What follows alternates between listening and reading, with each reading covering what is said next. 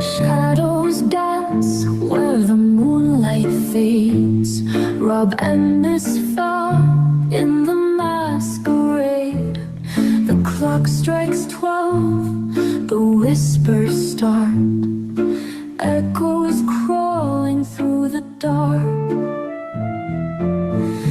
Do you hear it creeping near? The sound of stories, strange and clear. No good music, Halloween show, where the winds howl and the spirits glow. Turn the dial, let the darkness flow. You're not alone, but they'll never know. And here are your hosts, Rob and Miss Fab. Oh my. This is Rob, and Hey, Miss Fab is in the house. she is back. So this is her official, well, the first one was official, but that was an introduction. But today we're doing a Halloween podcast, mostly Halloween stuff, including music, of course. But we have to start with we're going to start with new releases. And did you want to say anything, Miss Fab? Yeah, anything going on? Well, everybody is certainly excited about the album with Youngblood and Aerosmith. Oh yeah, I have that one here. It's getting released in November. Well, let's see. Well, I'll go down the list here. I'm sure you'll recognize a lot of stuff, but so November 7th, we got Big Country. Remember that band? Sure do. And it's called Why the Long Face. And I don't know if this is new or not. It's expanded 4 CD box set. So I only thought they had like 2 songs. Yeah, I was going to say the same. I didn't think they had enough. They must have pinched some from other people. Unless it's a new album and maybe extra stuff. But and we have Brian Wilson live at the Roxy Theater. Nice. 25th anniversary, 3 LP or 2 CD reissue. So that was 25 years ago. So that 2000. Wow. Fabulous Thunderbirds, the Jimmy Vaughn years, complete studio recordings 1978 to 89. I mention these in case, everybody has different musical taste. So, I think of the movie Cocktail right away when you say that, Yeah, I haven't heard that name in a while, Fabulous Thunderbirds. Of course, it's Stevie Ray Vaughan's, brother. Yes. Then we got Husker Du. That's an old name here. Husker Du. 1985, the miracle year. They didn't have many other miracles after that. So we have... I was going to say, a miracle was 1965, our year. Never mind 85. Well, it was all downhill for Husker Du after 85, I guess, because that was their miracle year.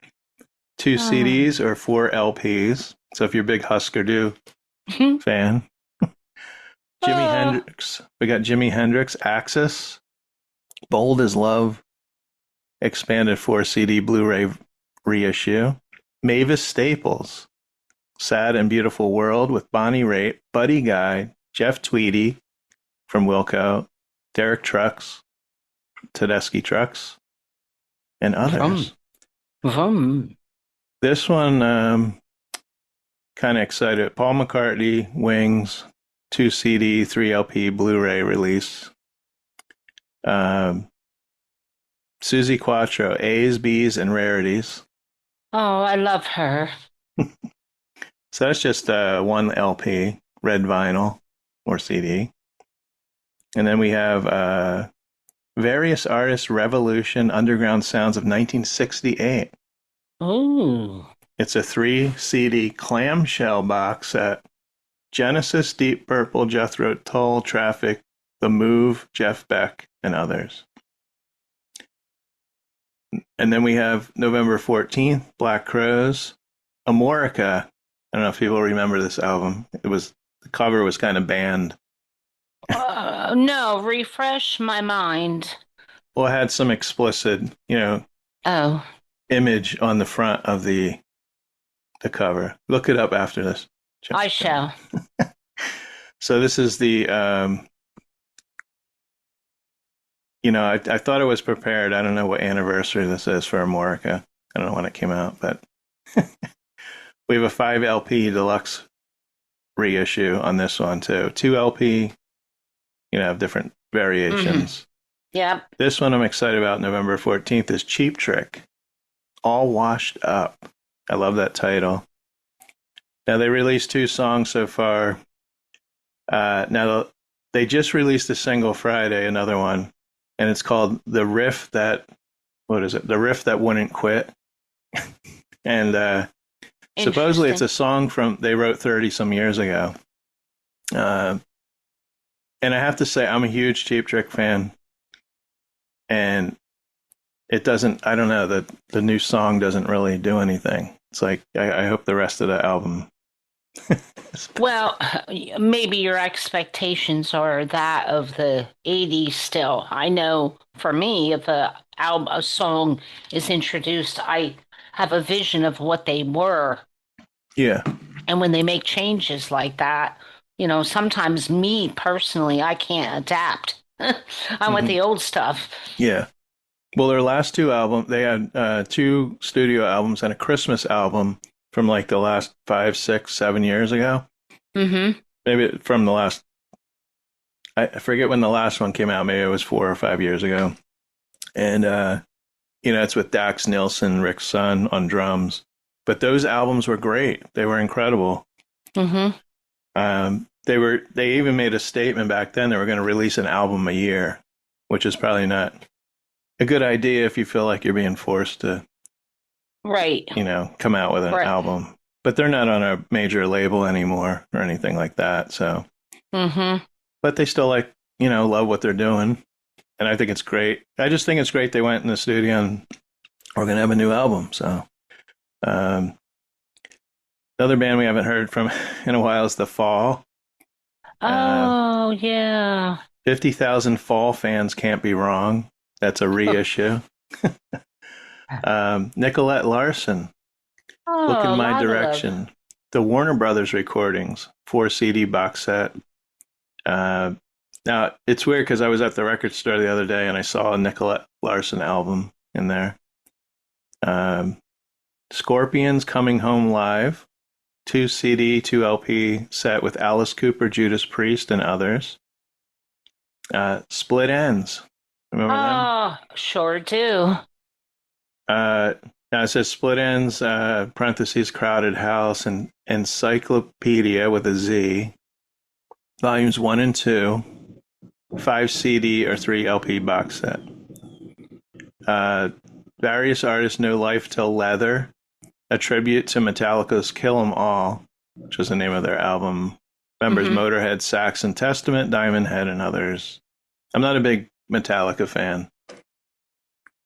I think I mentioned in a video on Facebook that I had bought Metallica's Black album. It was reissued, and it sat on my shelf with my other records for like a year or more. And I looked at it and I'm like, I'm just going to sell this. Like I didn't even open it. Did you? Yeah. I think I thought maybe I'll try and get into Metallica, but I would never pass up the chance to go see them. Yeah. I certainly would. They would be on my list to see. On November 21st, like you mentioned before, Aerosmith and Youngblood. One More Time. It's actually a 5-song EP.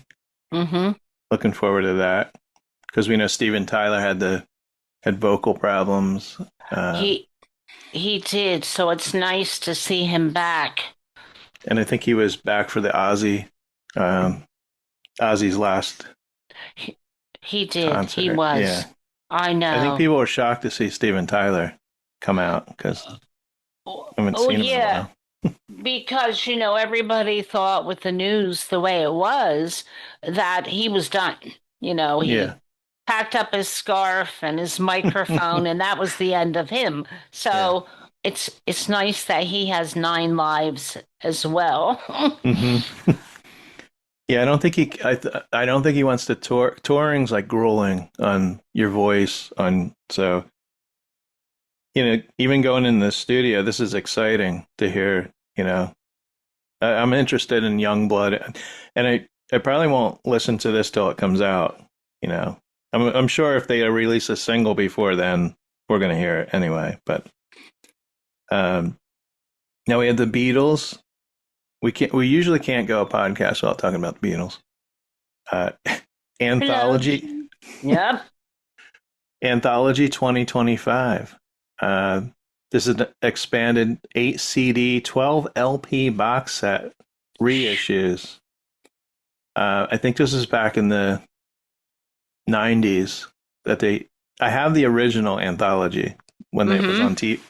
It was on TV, so I have the DVDs that. I don't know how many times they can remaster, reissue things. Well, well, when you have that many songs, they just recycle over and over.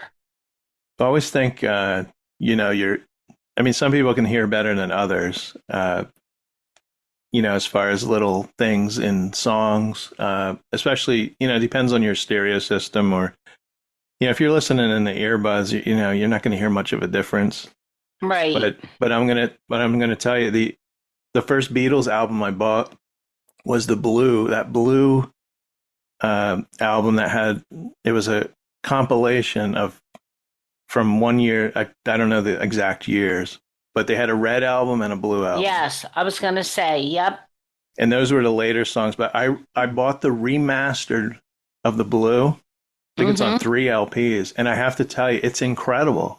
Yeah. Like the sound is just like you're in the studio. I mean, it's a lot better than the original. I have the original too, so I can compare them. But the first listen that I had was 8-track because my brother, he got it at Christmas time. And I remember I used to, take them and play them. And there was blue and red, as you said, but the blue was my favorite of the number of tracks that were on that one. I loved it. I played it over and over and over and over. Yeah, the red one was the older, I Want to Hold Your Hand. And the blue had, like back in the USSR on it. That's the first time I heard some of those songs was off that album. And so then we have Def Leppard. Diamond Star Heroes Live from Sheffield. This is fairly new because that album came out maybe a couple of years ago. So 2 CD, Blu-ray, 4K, everything. 2 LP, red, white, and black splatter vinyl release. That's like I said, their newer album, Diamond Star Heroes. It's okay, but again, when you used to a band that's been around for a long time, the newer stuff doesn't, especially, we don't listen to the radio like we used to anymore. And, oh, here's a new one from Def Leppard, and you were excited to hear. I know. I know. You're like, what was that song? Write it down. Go out, get the 45 or the album, That's why I like doing the podcast, because it's like, we sitting here just talking about music and be nice. I mean, there's tons of podcasts out there you can find too, but be nice on the radio if they just had maybe they do. Maybe some local stations have where like Saturday morning or Sunday morning you just tune in. Like America's Top 40. Casey Kasem. I know. Oh my God. But they still play it on Sirius XM on the weekends. Oh yeah, the old ones. Yeah, it's a bit strange, So we got Eric Clapton Journeyman Deluxe Edition. I debated getting this, but I have the last one that came out. It was like 4 CDs of hit Cream and like the earlier bands that Clapton was in, and also his solo stuff. So I don't know if I actually need. Do I need it? I don't think so. Do you really need it, or do you just need it for the show? Yeah. Right? And then we have, let's see, George Martin, The Velvet Revolution, Sound Productions and Impressionist Influences, 3 CD set. Beatles, America, Cheap Trick. It's good to see these, what do you call it? Combination Old timers. album. Yeah. With different tracks on them. You never, like some younger kids might buy these instead of buying an album by a band and just hear a lot of different stuff that they might not have heard before. Well, that's what we did back in the day. We bought an album like the K-Tel, and it had like 10 various artists and their top songs. Yeah. I can do without a horse with no name, though. I don't care. I don't need to hear that anymore. Da, da, da, da, da, da, da. And then what do we have here? Oh, and an really old band, Status Quo. Oh, I don't know if too many people have heard of them. Limited edition blue vinyl reissue. And this is a compilation, that's the word I was looking for, which collects, for the first time, many of the band's rare tracks from the late 1990s, early 2000s, and some of which have been unavailable for over 20 years. And, I mean, come on, the band was big in the 70s, if they were big at all. Yeah. So you really have to, some of these you really have to be a fan. If you're going to spend some money. Yeah, but they also make it sound like the 1990s was like 100 years ago. Yeah. When they talk about bands and the years too. But who was listening to Status Quo in the 90s and early 20s, 2000s? I don't know. Not me. I know that. I was already moved on to the Goo Goo Dolls and Oasis. Nirvana and grunge and all that. Yeah. Not Status Quo. Because that was many years after my Barry Manilow phase. Oh, man. Which I have to bring up. Okay, November 28th. Oh, did you? No, go ahead. Okay. Now I just Sam and I did, we'll do it once in a while, maybe every other month is album anniversaries, like a couple albums that are having an anniversary and we'll talk about. But this was one that I talked about on a recent podcast. It was the Pogues, Rum, Sodomy, and the Lash. Mm-hmm. This is the expanded 40th anniversary 2 LP reissue. So that comes out November 28th. And Rewiring Genesis, a tribute to The Lamb Lies Down on Broadway. And this is updated and remastered 2 CD and 2 LP reissue with Steve Hackett, Nick DiVirgilio, I'm bad with names, and others. Steve Hackett, we actually interviewed. I think it was last year. Now, they just came out with a Lamb Lies Down on Broadway, like, deluxe. When I was at the record store, I asked the owner if he had that there. But I didn't realize it wasn't just an album or two. It was a box set, and it's like $150. So I don't think I would buy that anyway. Tangerine Dream. We got Rubicon, the 5 CD 50th anniversary box set. I mean, who are they? Are they the cousin to the Orange, or? They were like a progressive band, like Genesis was when they started. Yeah, like they weren't pop, These are all old bands. Uriah Heep, The Shadow and the Wind, 1973 to 74, 5 CD box set. And then lastly, we have various artists with a little help from my friends, covers of the Beatles. How many Beatles cover albums do we need? Yeah. 1967 to 70. But this is interesting. 3 CD box set with Journey. That's the first band on there. Journey doing a Beatles song. Ooh, I don't know about that. I don't know if it's the new Journey. I would assume What? it's the new Journey. I would say so. Unless it's, well, yeah, it says Beatles 67 to 70. So it's not covers from then. Harry Nilsson, though that Harry Nilsson Mm-hmm. passed away many years ago.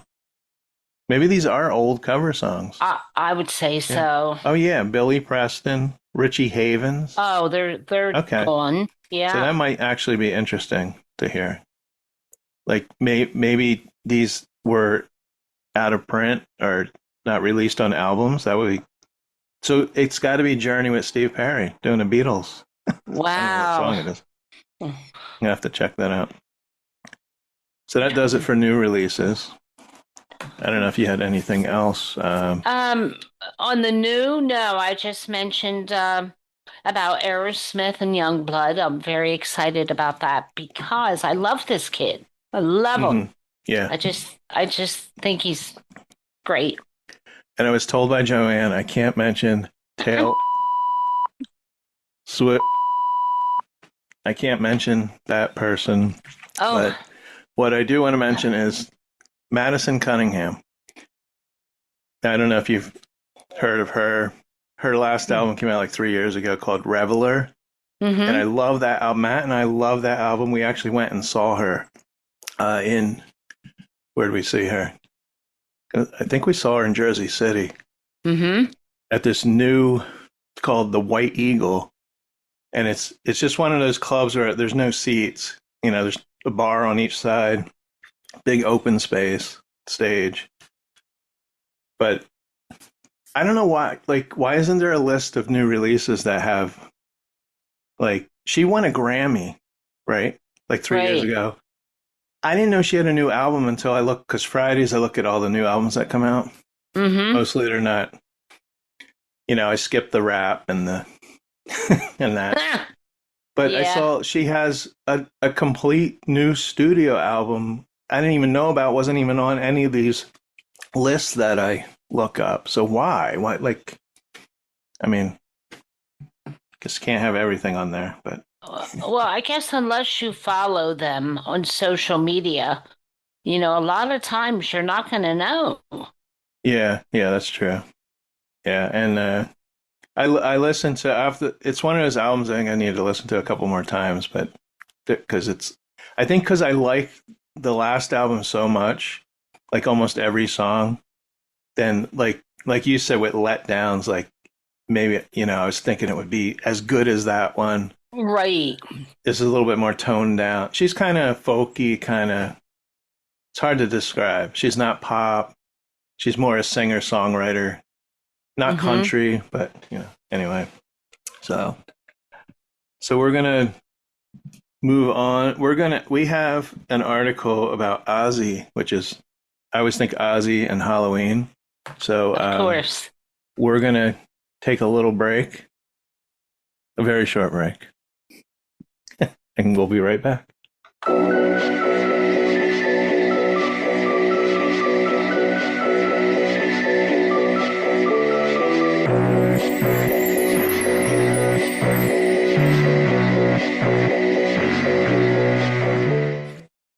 Okay, just like that, we're back.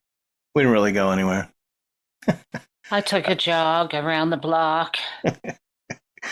I made a sandwich. Yeah. So we have this article I found, and it was from it's actually from September 2023, and we all know that OZZY recently, you know, passed away. He also has a new book. Like, we usually do music books sometimes, and I know you got that book. I did. Yeah. My copy came the day, I think it was released on the 7th, but it arrived the next day. So Yeah.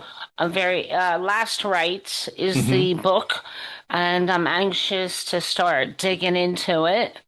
You know, they're also advertising a lot. The special on the BBC, little clips and pieces are being shown on social media. But, you know, listen, for me, it's very raw still, you know, with OZZY. We knew he Yeah. was going to die, but, you know, even to see the clips on TV, the documentary that they did, Yeah. It's really kind of sad. It's Oh yeah. still, you know? I didn't even know he was writing a book. I mean, No. he must have. Well, he obviously finished it before he passed away. But Right. these things, you finish the book like well ahead of time before they start printing them anyway. So he could have finished it like, I don't know, 8 months ago, a year ago. I don't know. Right. I guess until you read the book and see how far it goes up to. I think Yeah, it I'm almost anxious. goes up to the concert though. Like, I thought that myself too. yeah. And That starts right there because the clips on the BBC, he speaks about his final farewell, getting the chance to thank his fans. yeah. So I'm guessing the book may follow the same as Yeah. well. Unless he just wrote that right before he did that final show. Well, it could be. And they put it in there. Right. What I don't like anymore is with books, they'll take a paragraph, they'll basically tell you, they make an article out of it, what's in the book, and if I want to read the book, I don't want to read any. Right. Secrets Yeah. beforehand. Yeah. Right. Like, don't tell me. Let Yeah. me find out myself. True. So this article I found was Andrew Daly from Guitar World. And this is about guitarists that audition for OZZY. We'll say OZZY and Sharon. Yeah. Don't forget Sharon. And it says few vocalists in history are synonymous with guitar heroics as Ozzy Osbourne, starting with Tony Iommi and connecting with Randy Rhoads. I loved Rand. I love that. Those 2 albums he was on, like Diary of a Madman was huge for me. Mm-hmm. Then we have Brad Gillis, Jake E. Lee, Zakk Wylde, many other greats. Ozzy knew how to pick them, it says. But what about the could have beens, should have beens, never beens? The Close But No Cigar gang. This is from the article. So many top-notch guitarists having told tales of auditioning for Ozzy, and for one reason or another, weren't the right fit. So Guitar World, they had 13 players, but I whittled this down to 8 because, some of them weren't as interesting stories, I think. And Joanne, Miss Fab, I gave away your true identity. Miss Fab and we're going to go back and forth on these. And I don't know if you want to start or. Sure. Okay. Oh, absolutely. Because the first one, I'm trying to have a visual, for the whole situation, with Ozzy and Sharon, right? Yeah. So the first gentleman is guitarist George Lynch, who you mentioned. George auditioned for Ozzy and Sharon 1979 and 1982. I mean, you have to give him a feather in his cap for trying not once, but twice. Mm-hmm. George was, of course, he was a future Dokken star, auditioned for Ozzy not once, like I said, but twice. When he tried out in 1979, but he lost out to the great Randy Rhoads. Mm-hmm. He tried to audition again after Rhoads' death 3 years later, this time to replace Brad Gillis, who had replaced Rhoads. So a 1 and a 2 and a 3. So they had apparently with George, he says they, but again, we can't help to think Sharon Yeah. had 2 problems with him. And Ozzy did not like his short hair at all. And Sharon actually had a problem with George's green guitar. Now, anybody else would be like, so what? It's green. What's a big Yeah. deal? I mean, people have all sorts of guitar covers. So not only did the poor bloke, have short hair, that was strike 1, but strike 2 was the green guitar. Now, in a typical Sharon fashion, which I could totally hear this coming from her, she said that his guitar looked like a booger. And she didn't really care what it sounded like, but she cared that he had a green guitar and it looked like a booger. So it was a no blow for poor George. Ozzy, Oh my your God. guitar looks like a booger. Could you pass Okay, a that's my tissue, bad. please? Does anybody have a tissue? He's got a fucking booger on his guitar. Well, he was the King of Darkness, and if it was a brightly colored, maybe, or Yeah, well, yeah, it it would have wasn't stood pink. out. You can't put that on the cover of an Ozzy album, a green, Well- you can have darker colors. Well, You know. And he had short hair, and he did. We He can't did. have any bald guys in metal So bands. he could put a wig on, a mop head, you know? Poor George. We only have like 4 minutes on this one, but All right. I'll do this one, see if We'll I can do get, Richie? yeah, and then we'll come All back. right. So the next one is Richie Rano. He auditioned in 82. And back in 2022, the East Coast raised guitar slinger Richie Rano told Guitar World how he met a young Randy Rhoads in 1976 while he was playing with Stars. I guess that was Randy's band. Mm-hmm. Said Randy was a friend of mine from back in the 70s. He was a big fan. So Richie was a big fan of Stars. Oh, no, wait a minute. Richie was in Stars. Yeah, Richie was in Stars. And Randy was a big fan of the band. There we go. Right. And he says, I was around 19. He was around 19 when I first met him, Randy. Now, fast forward to 79, and Rano ran into Rhoads again just before Rhoads left Quiet Riot to join Ozzy's band. Now, I remember Quiet Riot, but I think the, what is it, Metal Health, it's called? Come on, Feel the Noise. Erasure. I think he had already left. I don't think he was in the band when that album came out. Not sure time-wise. That was 80s, early 80s. That's when I saw them. Yeah, because Randy died in March of 82 in a plane crash, sadly. But Ozzy called on Rano for an audition.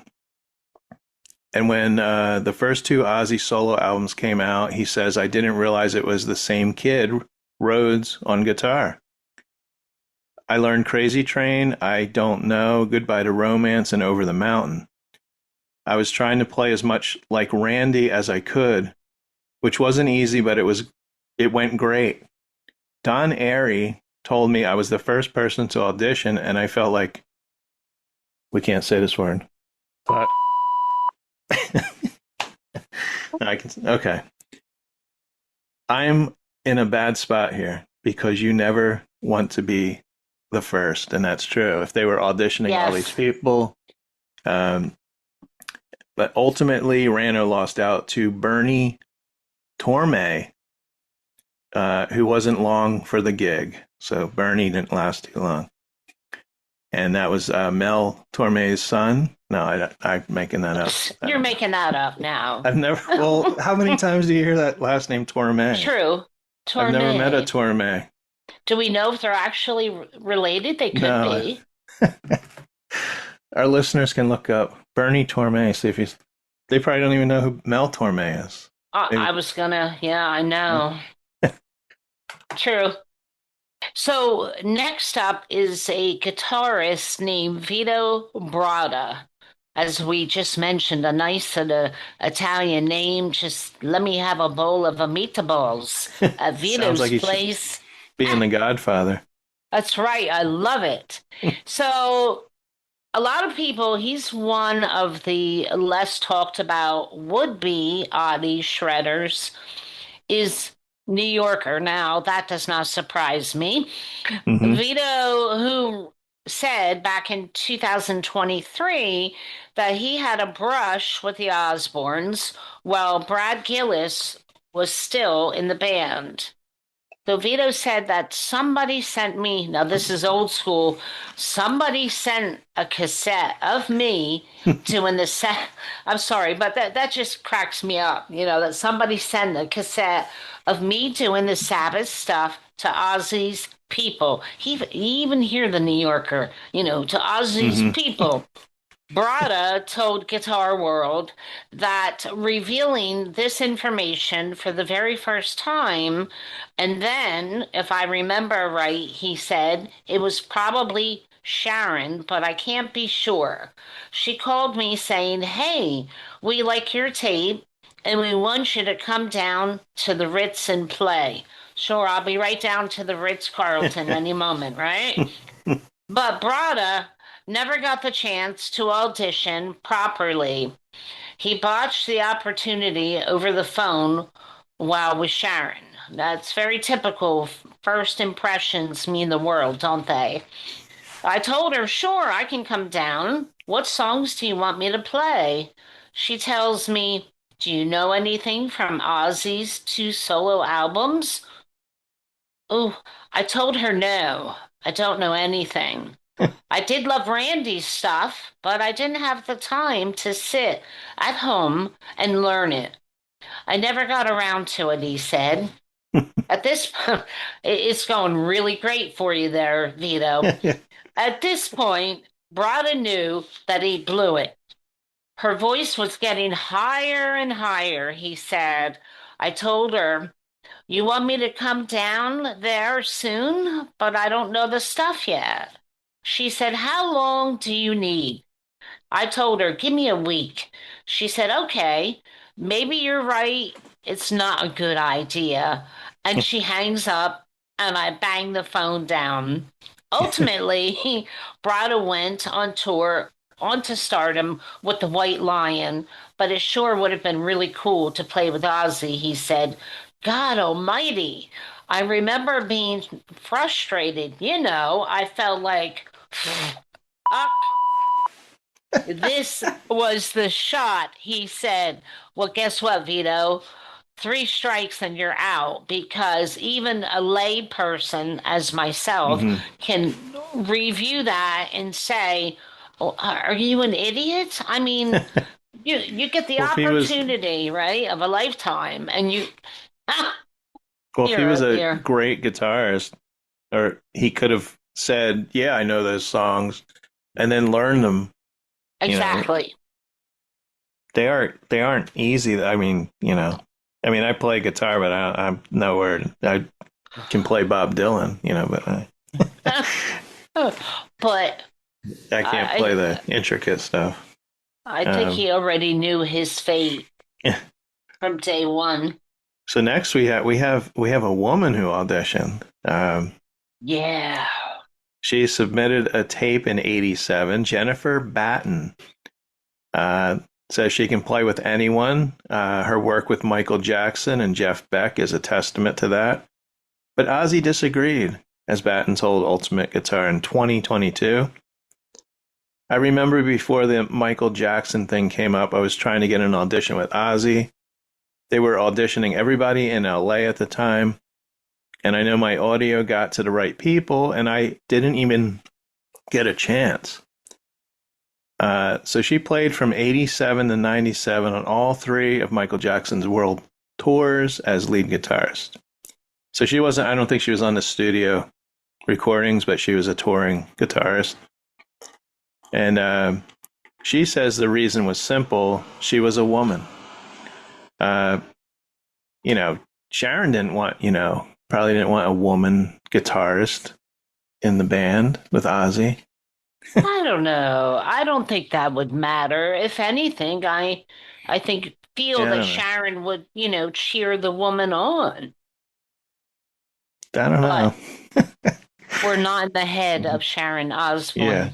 She said, looking back, it's a super macho gig, and they probably wouldn't even consider a female for that. Having said that, if it were the same thing today, I think it'd be a whole different story. And ultimately, the gig went to Zakk Wylde. Oh. And who do you have next? I have next up on the list is Chris Try to say that. Impellitteri. How would you say? Imperliterally. Yeah, sounds good to me. Impellitteri. Yeah, another fleet-fingered guitarist who auditioned to be Jakey Lee's replacement in 1987. Notoriously, can I just call him Chris? I think I need to call him Chris. Is one Yeah, of we the can say Chris. fastest. Yeah, one of the fastest shredders of them all. But it's hard to envision his style fitting in with Ozzy's music, which, while shred heavy, also require a bluesy player with feel. Chris's story is similar to Vito's in that it began with a phone call, the infamous phone call. I can I came home one night from rehearsal, he said, and my roommate goes, "You've got to listen to this message," which said, "This is Sharon Osbourne. Me and Ozzy have been checking you out, and we really love your guitar playing. We want you to come down and audition." Unlike Brada, Chris didn't blow his shot over the phone. Still, he never got past the talking stage. He said he talked to Sharon, and I think that Ozzy probably 3 to 5 times, he said, there was some back and forth. The problem was that I'd already signed a deal with Relativity Records. In this case, business deals, rather image or gender, proved to be the impassable obstacle. So if he knew, maybe the deal was signed at the same time, because why would he even apply? Yeah, but I've never heard of the guy. That doesn't No. mean, Now, doesn't say what band or what record deal he got. well, it says Relativity. I've never heard of that label Yeah. myself. And next we have someone who I've heard of, and it's Nuno Betancourt. He asked to join in 95. He's the guitarist. He's one of the guitarists for Extreme. I don't know if you know Extreme. Remember them? What was More it? than words. Yeah. Okay. More. Yeah. So he had everything Ozzy could want in a guitarist. He had singular talent. He could and can rip it up with the best of them. And he was a great songwriter. But like many guitar playing, says Musos. Musa. Nuno is also a maverick whose heart beats strictly to its own drum. So I think he was probably more of a control person, I would think. I would say. And this led him to reject an offer to join Ozzy's band, which was served up on a silver platter in 95, just before Extreme broke up. So he was still in Extreme. So this is a hard call. If the band broke up and he was offered this deal, maybe he would have been like, okay. Yeah. And nobody says no to Ozzy. He told Guitar World in 2025, it's the gig of a lifetime. So then why did he? Simple. As iconic as the position is, Nuno never wanted to be known as just Ozzy's guitarist. Like I said, I know that name. I've heard that name, so he is a name, and he didn't want to. Yeah, that's fair enough. I mean, to establish your own identity, it's fair enough. And he says, I'll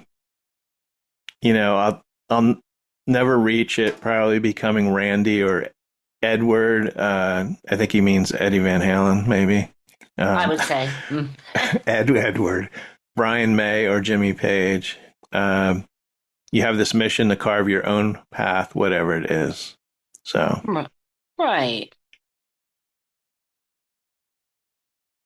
I mean, you do wonder, though, if he thought about it after the band broke up, though, Well, he could have I mean, there probably were other opportunities because we have like the last one. Like you have one more, and then I have one more. But the last one Yes. was around 2005, so there were other opportunities.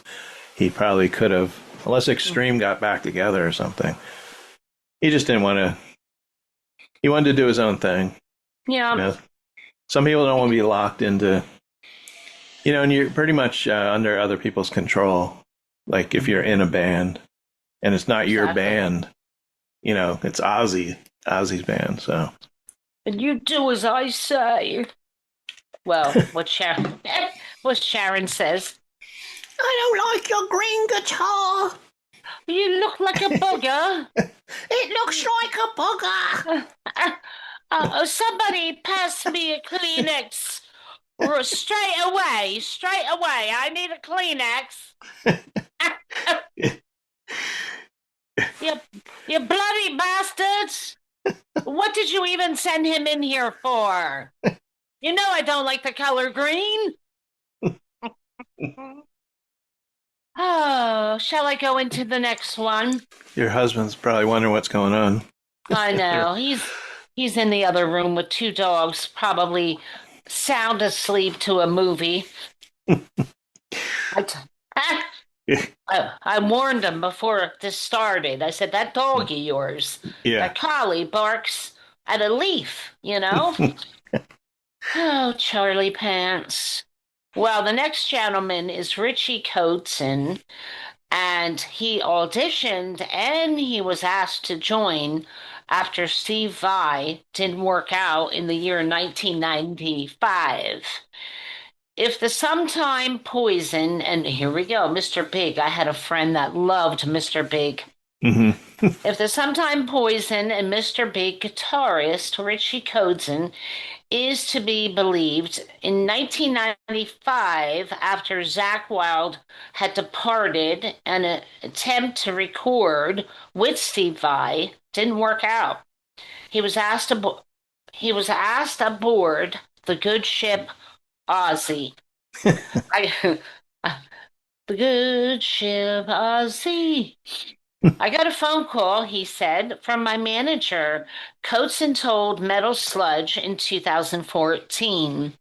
The way it was presented to me was that they had called and wanted to meet with me. Sharon wanted to meet with me and they needed a guitar player. At that time, they had done a lot of work with Steve Vai, and for whatever reason, he said, it didn't pan out. Zakk wasn't involved at that point, he said. According to Kotzen, he secured the gig, but made the mistake of telling a friend who leaked it to the press. Oh, yeah. Yikes. You don't want to do that. No. This didn't sit well with the Osbournes, leading to Joe Holmes taking his place. I remember seeing the report and I was so pissed. Kotzen said, I said, why the would you go and frickin' make this public? I told you this as a friend and now you're blabbing it to the public. The whole deal, everything went dead. Don't fuck with Sharon, he quotes. Nice. Well, I think it's pretty smart that if you have such a great deal, a friend always has a friend, right? Mm-hmm. I mean, I don't know. I have a couple that friends that will take things to our grave, but for the most part, a friend has a friend. Stu Nod shouldn't have done that, And it's an unwritten thing too. Sometimes when you tell someone, or you may say something about a mutual friend. It's like, don't go telling the mutual. That's Hello. I mean, that's the biggest bait. So lastly, we have Buckethead, who auditioned in 2005. Brian Buckethead Carroll. He has never commented on this story, probably because he's wearing a bucket on his head and he can't talk. But Ozzy has. And according to the singer, he auditioned Buckethead for his solo band just before the 2005 Ozfest, as he wasn't quite sure Zakk Wylde would be available. And unsurprisingly, it didn't really go well. I'm gonna do my Ozzy. I tried out the Buckethead guy, and I met with him and asked him to work with me, but he only got rid of the fucking bucket. Okay. You feel better now? Yeah, he wanted him to get rid of the bucket. Ozzy says, so I came back a little bit later and he's wearing this green. Oh, green. See? We got green again. I'm telling you, there's an issue with the green color. Effing Martian's hat thing. I haven't. I haven't yet got out of the room and I'm already playing fucking mind games with this guy. Okay, that was bad. Okay. I'll stop. That was just. And needless to say, Buckethead didn't get the gig. So there you go. There's the 8 that auditioned. I'm sure there's more. Well, there is more. Those weren't as interesting. Probably more phone calls and more rejections. But there's probably a lot more. Yep. I mean, that one girl said they auditioned everybody in LA. Every guitarist, probably. Right. You wonder why Ozzy went through it. Well, Randy Rhoads, sadly passed away, but it seems like this Zakk Wylde guy was he was with him. Maybe he was with him till the end too. I'm not real familiar with Ozzy's band members because I know Ozzy had put out an album just a couple years ago, Patient Number 9, which was actually Ozzy never changed though. Ozzy was still sounded. Some bands, like even the Rolling Stones, their last album just blew me away. It's like, what? It Mick still, and I know maybe they use a little bit more enhancements on the voice. Who knows? Oh, for sure. I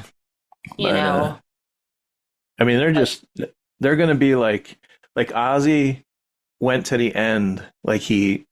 Final show, a couple weeks later, sadly passed away. A lot of these people, that's their life. That's their livelihood. Like the Stones. Mick's gonna, I shouldn't say it, Mick's gonna have a stroke on stage or something. Just, he's gonna die on people. And that's what they love to do. So. Yeah, but I think the way Ozzy did it was just the way. Don't get to the point like David Lee Roth. I mean, that's just totally despicable. I heard the isolated vocals on David Lee Roth, and I don't even know if he's saying words. And he looks like Mr. Roper from Three's Company. Oh yeah. On a profile view, if you look at him, it's like Stanley. You're reincarnated. So we're gonna take a little break again, and when we come back, we have some Halloween memories. We're gonna get into the Halloween stuff now. Some memories from our childhood and, just Halloween stuff. This will be a laugh. This will absolutely be a laugh.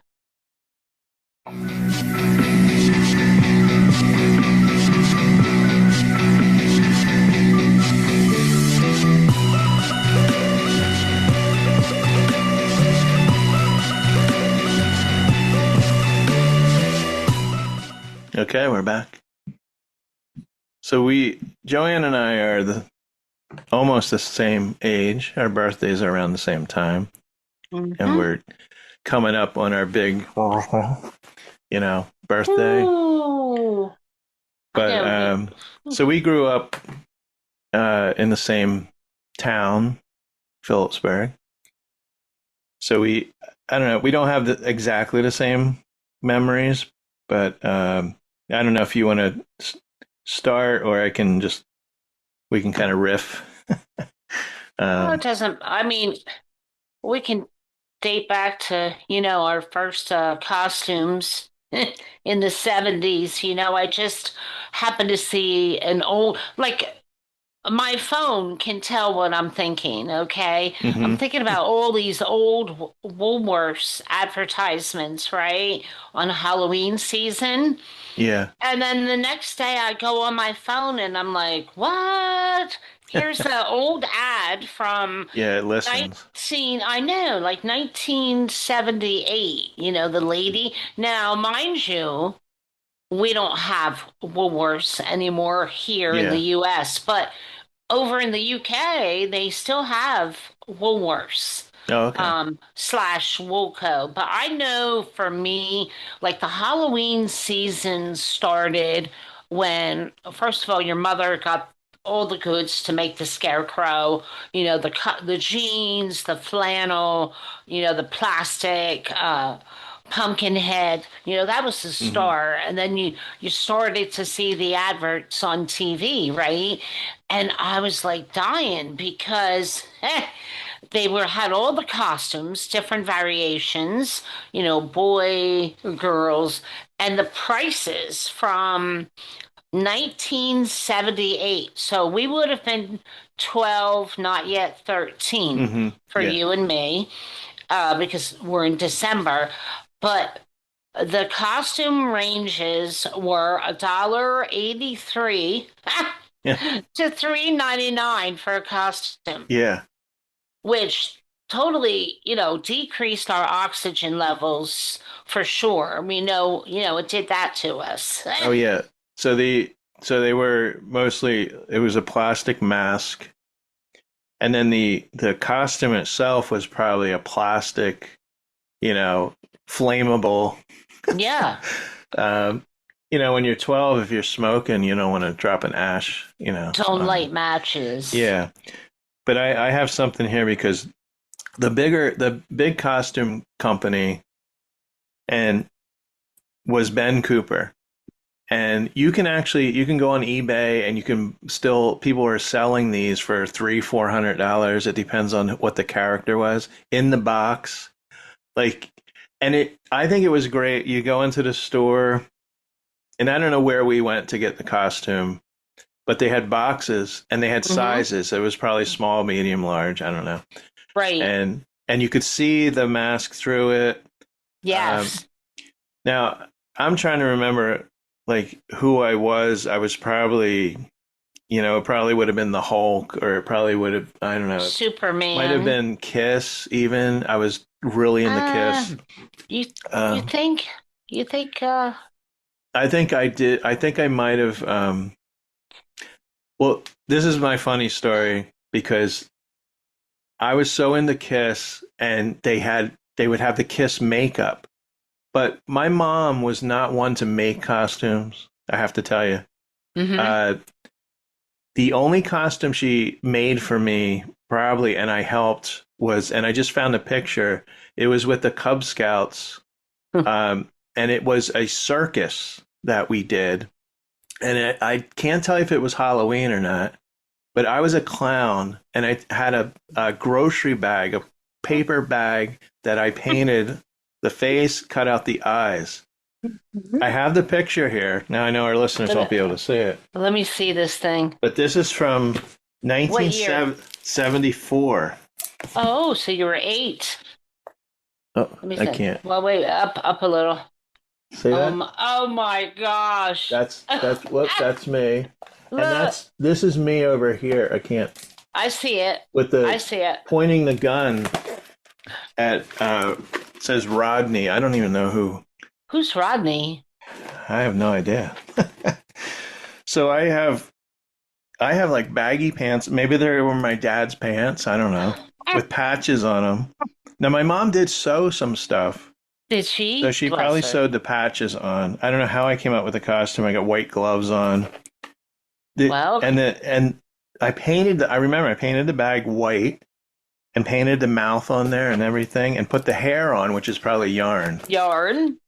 So that was probably, and I have memories of.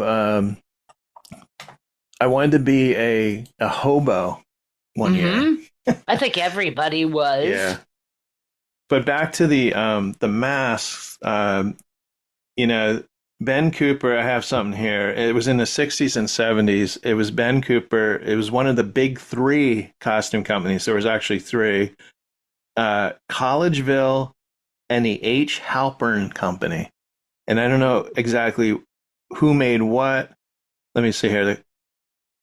It says the company became known for licensing popular film and television characters and getting their images onto store shelves quickly. That was Ben Cooper. For example, it licensed Spider-Man, virtually unknown character at the time in 1963. Also licensed Batman in 64. And the company was the first to license anything depicting Marvel superheroes. Of course. So recently, they have this company called Necco. They make figures, right? Mm-hmm. And actually really good. Like I have the Munsters from the new Munsters movie. Those figures, they look just like the actors. You know, they're like 7 inches. They're a big, they're not real big figures. But now they have like 5-inch figures of, and they're wearing the costumes, the Ben Cooper costumes. I don't know if you've seen those. Yeah, I have. They're in little boxes. But you know what? I saw them at Target, and I had to look up how much these cost because there was no price on them. And they're like $30 for a little figure. Oh my gosh. You know, they had it. They had the Terrifier clown. But it's kind of cool and I know they have Kiss ones. I want the Kiss ones, so I thought it was cool. Like you were going to pick out shoes, you know, because they were in boxes, and you'd get them home. I don't know if you were able to try them on at the store, and they had this rubber band that like cut into the back of your head, and then you would sweat. Nose. It depends on like it didn't matter. It still doesn't, like how cold it is outside. If I'm walking around or doing something, I'm going to start sweating. So, and then, you know, and then I think you wear it one season. I don't know. And I have no idea what my parents did with the costumes. Did they? Oh, I do. Give them away? What did you? You know, for me, there was a place in Bethlehem, Pennsylvania, and it was called Pulley's. And I believe it was like an old time, like little department store. But during the Halloween season, Pulley's turned into costume heaven. Oh, okay. So you would walk in, and they would have a sample hanging, you know, from the ceiling of what the costume was. The makeup, I mean, the rows and rows of makeup. So some of them, if the size, I mean, the little, when we were real little, like 5, it probably went, we had a trunk. This I think it was my dad's surface trunk from when he was in the Marines. It was this big black trunk. Everything went into the infamous trunk. And then maybe like the next year, if my mom could salvage like even a mask or something for herself, she would do that. Or she was very thrifty and handy with sewing machine. So she may like use bits and pieces from an old costume and then create like a new one. Like one year I was Ronald McDonald, you know, I mean, she dyed the wig red. I mean, I was actually in I think it was the Alpha Parade, and I won like second place. But the infamous trunk is where you went. And then as the years went on, I mean, our basement was like musty down there.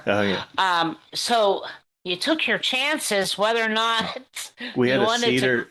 We had a cedar chest. So, and I don't know if there were mothballs in there, but so it smelled like cedar and mothballs. My mom would keep clothing in there. Material. Yeah, my mom sewed. I don't think she made me like shirts and stuff, but I'm thinking maybe she did make me, you know, costumes once in a while. Maybe She had to take. I remember, like, if the pants were too long, she'd take up the pants and Right. stuff like that. But I don't think she was making stuff from scratch. But back to the Yeah. Kiss. What I was going to say is they had these makeup kits, but I think I was kind of intimidated. I don't know what age I was. I was probably like, it would have been 76, 77. I would have been really young to try and do makeup. And so I always wanted to trick or treat as Kiss. But I told this story before. This is kind of a private thing, but I have my dresser and this huge mirror in my bed, and I'd sit up on my bed or something, or I'd stand in front of the mirror, but I'd go into the bathroom and I'd put Noxzema on my face, because it was white. And I pretend, and I put Kiss on, and I pretend I didn't put the star on or anything. I was going to say the eye, But the star. If my mom came in, which she didn't, this white face of makeup. Probably why my skin's, nice now. See, that's why you were way ahead of yourself. But I would pretend I was a member of Kiss because oh my gosh. I either couldn't afford the makeup. I mean, I don't know how much it was back then, but well, it was intimidating no matter what the price because, all that black and, the deep color silver, Yeah. I mean, I think I tried it 1 year to do the star, like Paul. I don't even know if I have a photo, but I mean, it was tricky. Yeah, and they did their own makeup in a mirror. That's I how know. they did their own makeup, Yeah. which is incredible. But they know. got so used to doing it. Well, right. They could do it with their eyes shut now. Yeah. But no, that star was rather intimidating, that was. But the Noxzema. Yeah. I mean, like, how long did you leave it on your face? Like, Not did you long. stare at yourself a long time in the mirror? Probably just for a couple songs or maybe one side of an album. So, did you have a guitar by then, or did you play I didn't air have a guitar. Probably air guitar. I didn't have a guitar till I was like 15. I think. Okay. It's when I was in high school and I met a friend Dave who would barter and trade. And I remember he had this, it was my first guitar. It was a solid body. It wasn't like a Gibson or anything, but it was a heavy guitar and it was black. And I think I either gave him $50 for it or we traded something. That was my first electric. I love that because that was my first guitar, and I probably got a little amp and just to play anything, it's Meow. Well, you that forget that I went to LePacon with Dave, Oh, okay. right? Dave B, I'll say. Yes. Yeah. Yes, of course. Okay. We went to LePacon together. Yeah, we don't talk, but he's on Facebook and he comments on if I'm smoking a cigar or something, or Does he? So I want to ask you have you ever been to, I'm sure you have, Halloween parties, like not as a kid but as an adult? Yes, and yes, I have. Well, as an adult, I mean, we used to really get into the costumes. I remember the first Halloween party I had as an adult was in the late 80s. My first husband and I, Dennis, we lived at Brakely Gardens, right? The apartments. Yeah. Okay. So this is funny because you think about the level of respect you had, in your 20s and then later on. So we had, a Halloween bash at the apartment. And I'll never forget, two of our friends, they came as ZZ Top. Now, mind you, we were on second floor, and on the bottom, this lady, talk about the wheel of karma, right? So this older lady. Her name was Sandy. She lived below. And, don't get me wrong, we were good neighbors, but we have this party. Hmm. And Wayne and his brother, they show up as ZZ Top, right? And they've got the guitars, they've got the whole gear, the beards, Hmm. the guitars, and then they've got the boombox blasting Sharp Dressed Man. Yeah. So when you go to get the door, it starts, and it was Uh-huh. freaking loud. It was, oh my God. Yeah. And they were, they had the motion, Hmm. the ZZ Top motion. But, I always got into Halloween as an adult because my mom made it so special and big as a kid.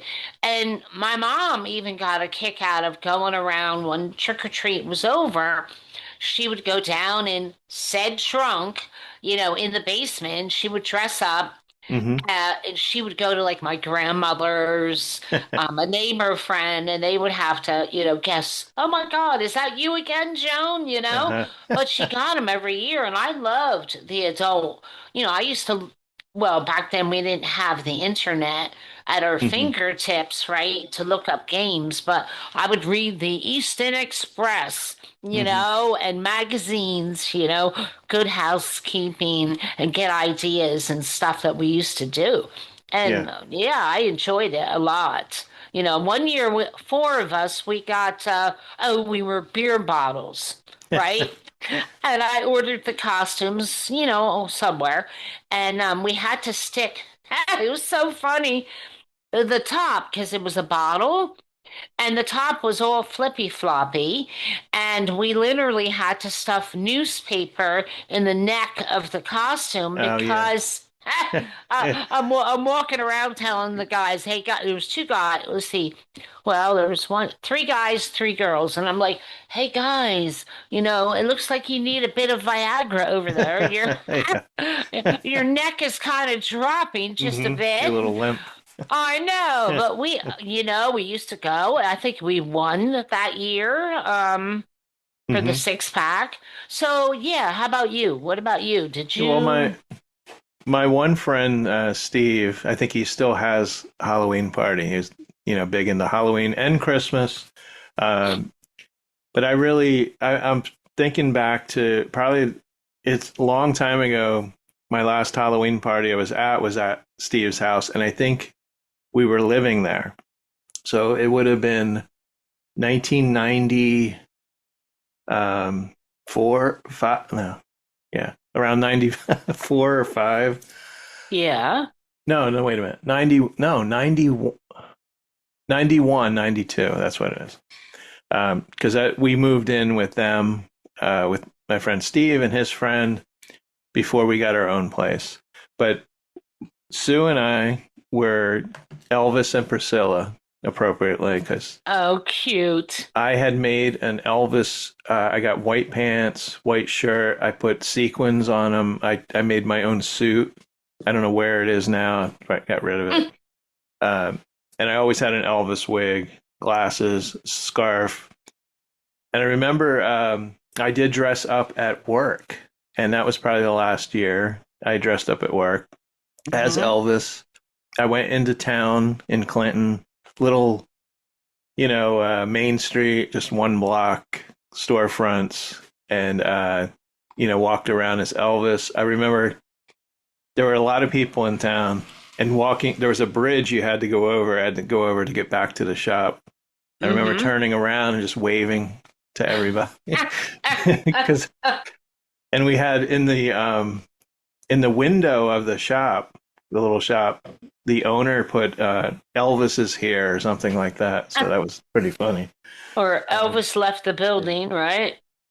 but I don't know. I have a lot of friends in horror now, like horror that do horror movies, and I'm sure there's Halloween parties going on. But I don't know if I'd dress up anymore.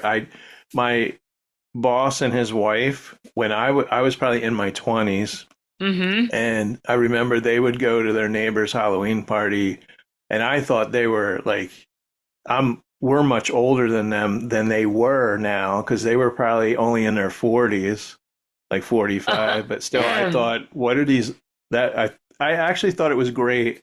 These old people, right, are still dressing up and going to Halloween parties. Yeah, and then I vaguely remember I might have had some of my own. It was probably it was probably late 80s when I was living with my parents, and I vaguely remember, but I probably scared people away because I would read, like, I would want people to read excerpts from Edgar Allan Poe, Stephen King, with the lights out and just a candle. And not that we were having a seance, and I don't even know if we dressed up in costumes, but I remember that was a thing. It was a party, but. Was it? Yeah. Well, I mean, go ahead. Well, then the story that I told Miss Fab, this one, my nephew, who was only a couple years younger than me, one year my parents went somewhere. They weren't around Halloween, but my mom, I don't know, she still wanted us to hand out candy. Maybe we said, oh, we'll hand out candy. So my nephew came over, and my mom didn't get enough candy to hand out. So I got the idea of putting on a costume. It was like an hour left, of trick or treat. I mean, where we live now, I don't know about you, Joanne, but the trick or treat is like 4 hours. I'm serious. It's at least 4 hours.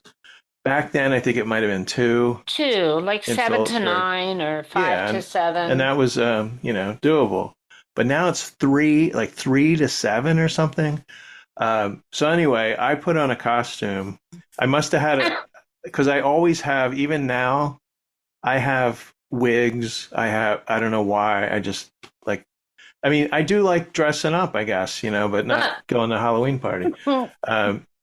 And I went out and I gathered up candy from the neighbors for I don't know how long. I was probably out there 20 minutes. I wasted.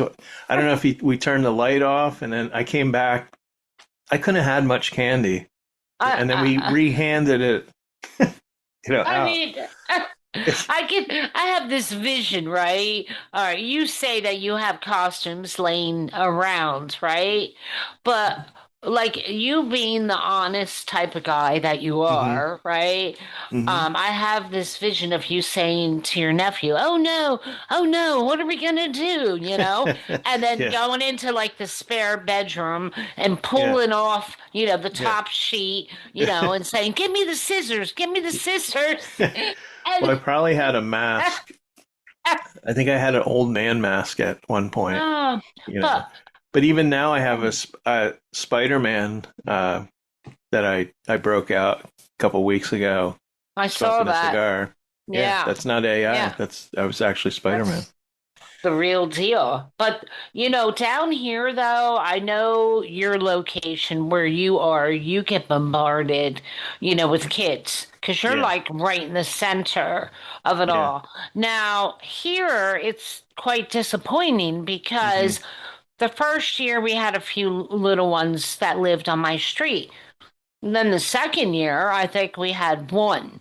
The third year, it was like 9:30 at night, and these 3 teenagers turn up.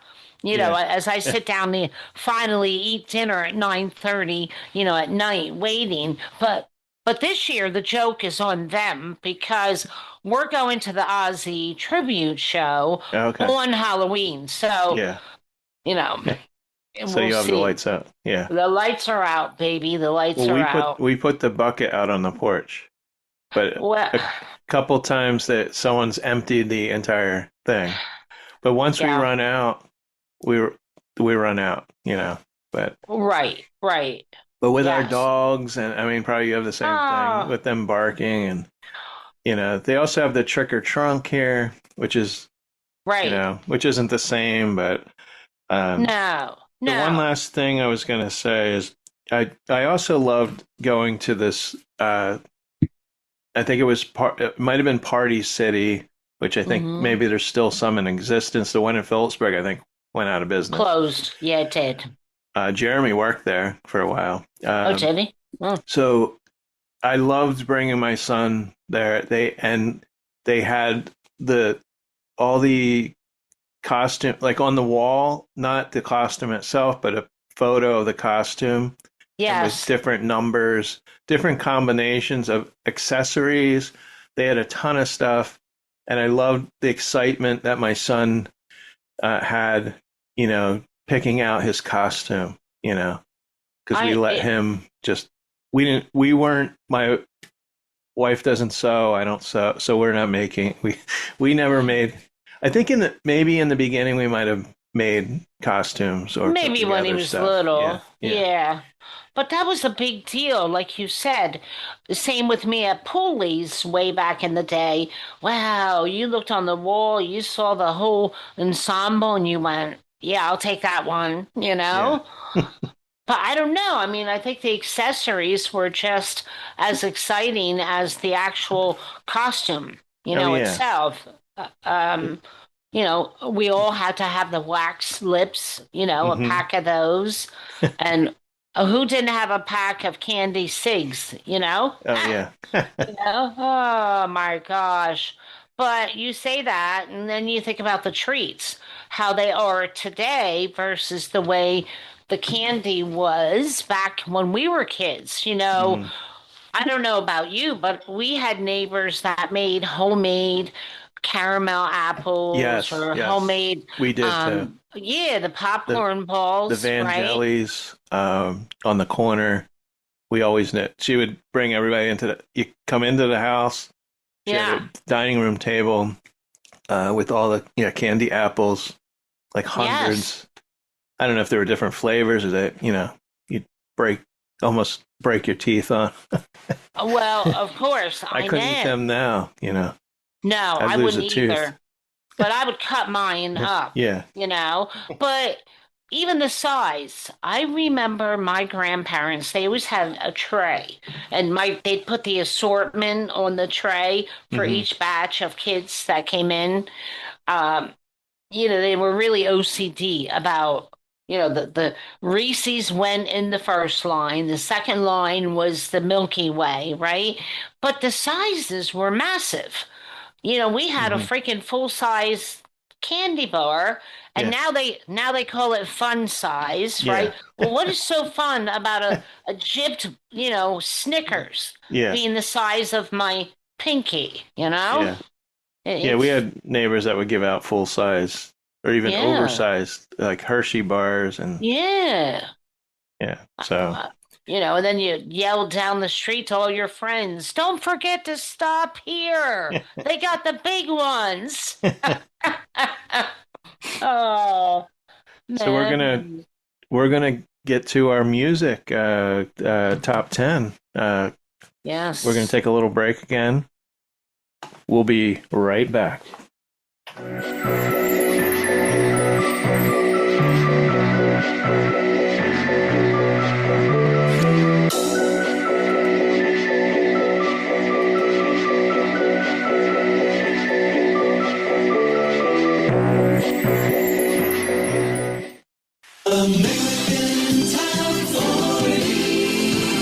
This is Casey Kasem in Hollywood, and we're counting down the top 10 Halloween songs on a special edition of No Good Music. Rob and Miss Fab have painstakingly gone over hundreds of music lists and listened to thousands of hours of music to come up with their top 10 ultimate Halloween songs. And now on with the countdown. So we have our list. Now my list changes. Because Miss Fab hasn't done this with me before. I mean, and so maybe if we do it next year, maybe it'll change. I don't know, or a couple years from now, if we're still alive. Oh, please! Here we go. So, do you want me to start, or do you want to start? It doesn't matter. I have my favorites. Oh, do you have the list? Because we also had a list of, 100 Halloween songs. I don't have that list with me. Oh, really? Well, here, hold on. I did pack it away because, but let me pull it out for you. Unless I have it over here. Hold on a minute. No, I bet you it's on the table. I got it. Yeah, so we have a list of 100 Oh, Halloween party songs. I got it. Now I don't have the Miss Fab has the list. I do. So I do. I did know if a song was on my top 10 where it showed up on this list too. Me too. I did the same. So I'll go first here. This All right, song, go ahead. number 10 for me.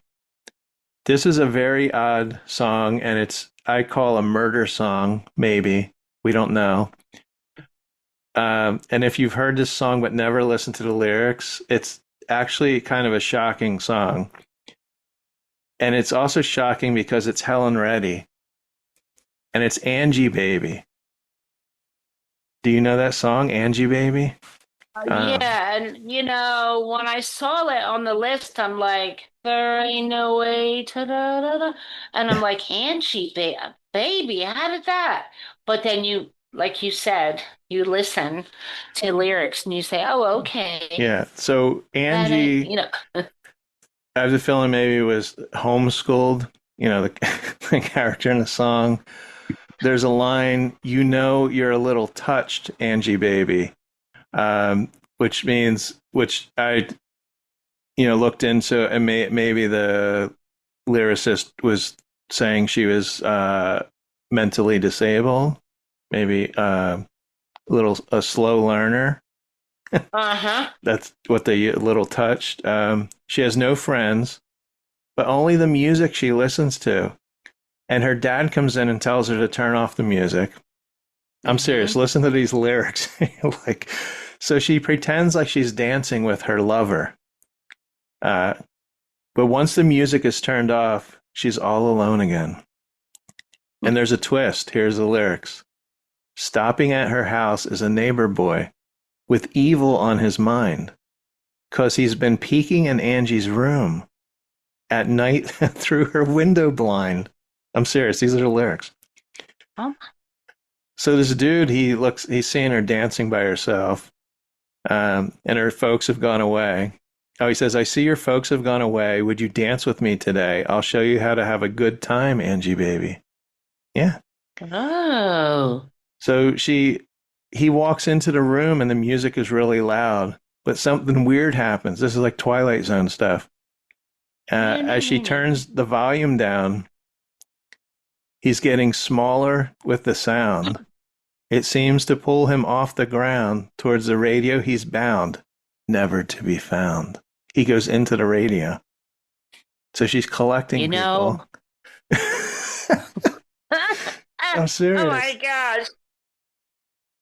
Like if you just know the song, but if you didn't listen to the lyrics, she's like collecting people in her radio. Now the song was written by Alan O'Day, and it says Undercover Angel. Oh, okay.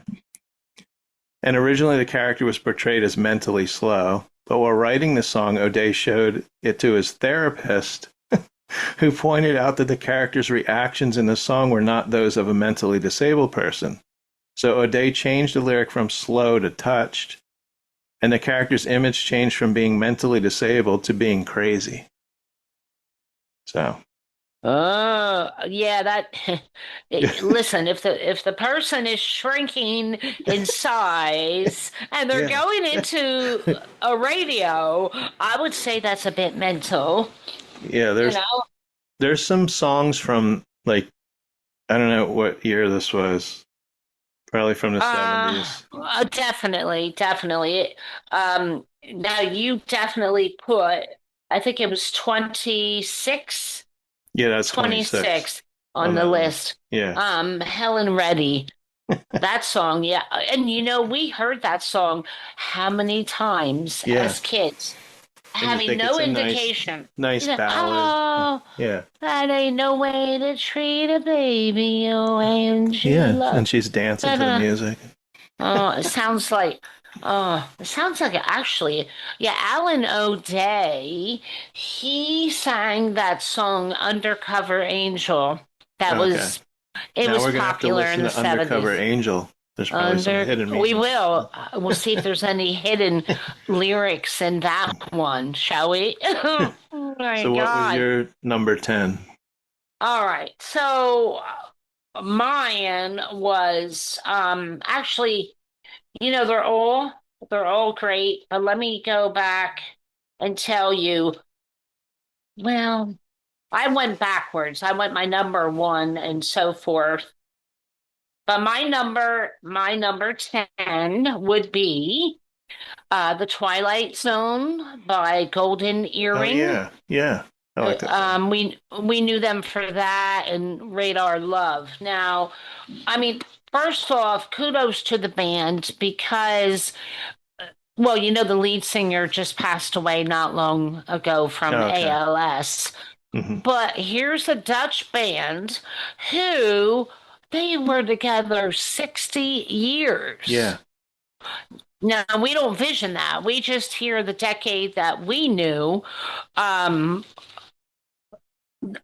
Twilight Zone.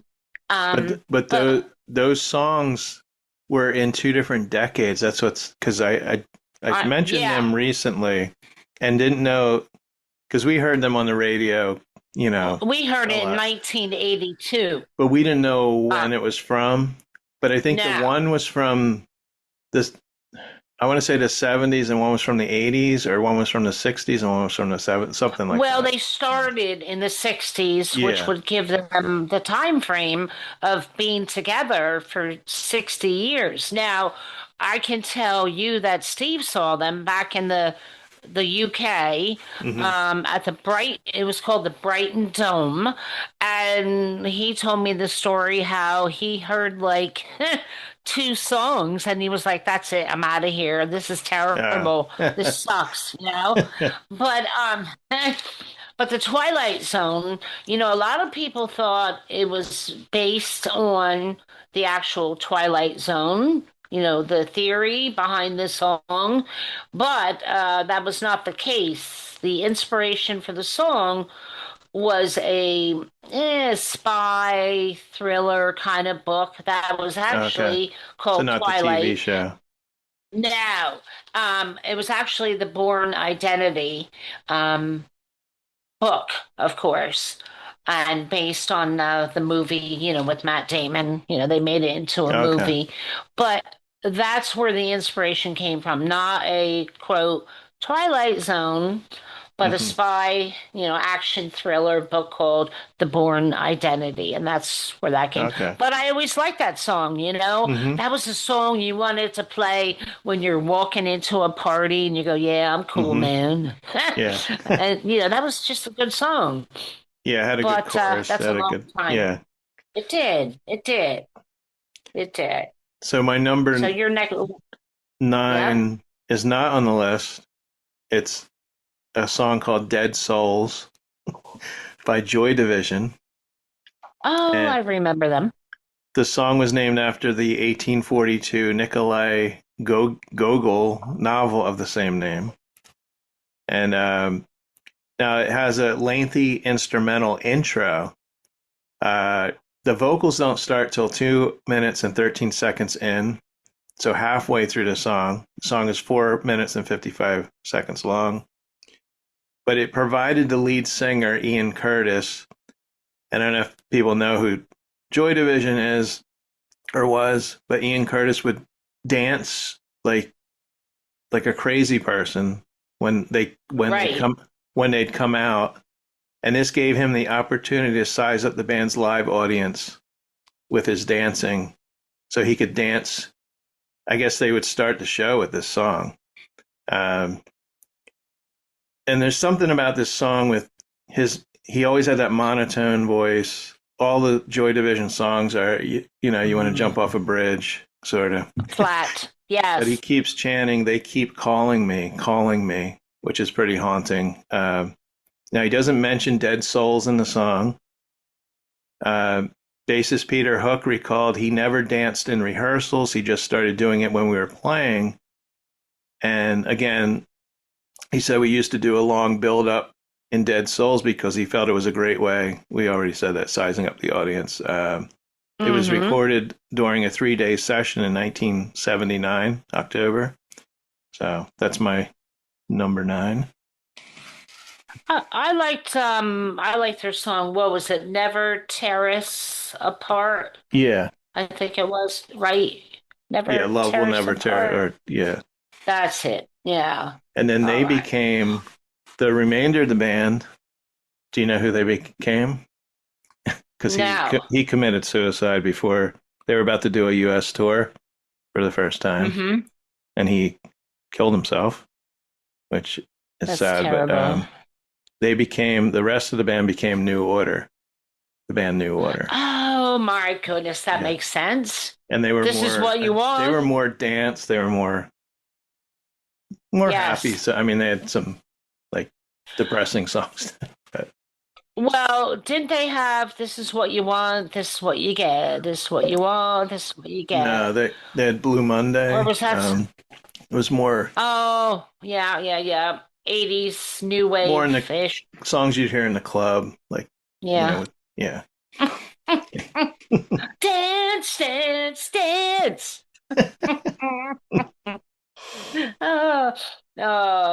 So the next one I have on my list is something that I don't think a lot of people realize is it's number 37 on the list of 100, and the song is "Somebody's Watching Me" by Rockwell. Now that's an ultimate Halloween song. I mean, it has to be in your shuffle. If it's not in your shuffle for Halloween, then there's something wrong with you. Now, Mhm. one hit wonder, of course. But Rockwell, of course, is the son of Motown mogul Berry Gordy. Now, a lot of people don't realize that, they associate Barry with Diana Ross, but they don't realize he is like the mogul creator of Motown. So his son is Rockwell. And honest to goodness, Rockwell literally grew up with the thought that somebody was watching him. So, hence the song he writes, "Somebody's watching me." He's telling the freaking truth. He really believed growing up that somebody was watching him. Now, what happened was we all know that famous sound in the chorus. We go, "Oh, there's the Jacksons." Yeah. And in the chorus of that song is, of course, Michael, and nobody would ever know the other one. It's Jermaine. So it's Michael and Jermaine singing chorus. And they did not want any recognition, the Jacksons. They wanted no profit whatsoever. So they did all the background for free, just as a favor. But I mean, how can you not do a favor to Berry Gordy? I mean, the guy's Motown. And if his son wants to make a record, are you going to say no? I know I'm not going to say no.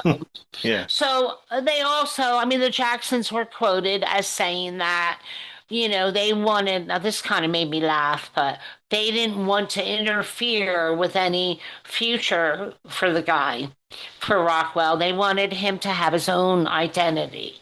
Yeah. So, it wasn't told that they were participating in the record. But yeah, a lot of people don't. He's still alive. His dad is actually Barry is 95. Because Wow. I'm like, I wonder if he's still alive, And he is. And that's a story on "Somebody's Watching Me." And again, that was number 37 of 100. Now we're gonna have some that cross over, so we can Yes. eliminate some because this was my number 6, and I had mostly what you said, but the one thing was that he was also estranged from his father at the time, and Barry wasn't too keen on his son's musical career until he heard this song and the familiar voice of Michael Jackson. So this song kind of brought them back together. Rockwell was only 19 when he recorded this song, and Michael was 26. So, but 19 hit song, only hit song, because, I mean, I don't know any other Rockwell. I don't know if he went on, maybe he made more albums. Maybe he's producing, you know, a lot of people go into production. Right. You know, they get away from the writing, or maybe they help write other songs too. So that's also my number 6. And then, this podcast is going to be like 3 hours. I know. We only have 4 minutes. We got to come in on the next. Are you kidding me? Oh my goodness. Yeah, we only get like 40 minutes. You wanted a long one. You've got it now. I could probably do the next one real quick here. So my number 8 is Every Day is Halloween, appropriately by Ministry. And number 51 on the list.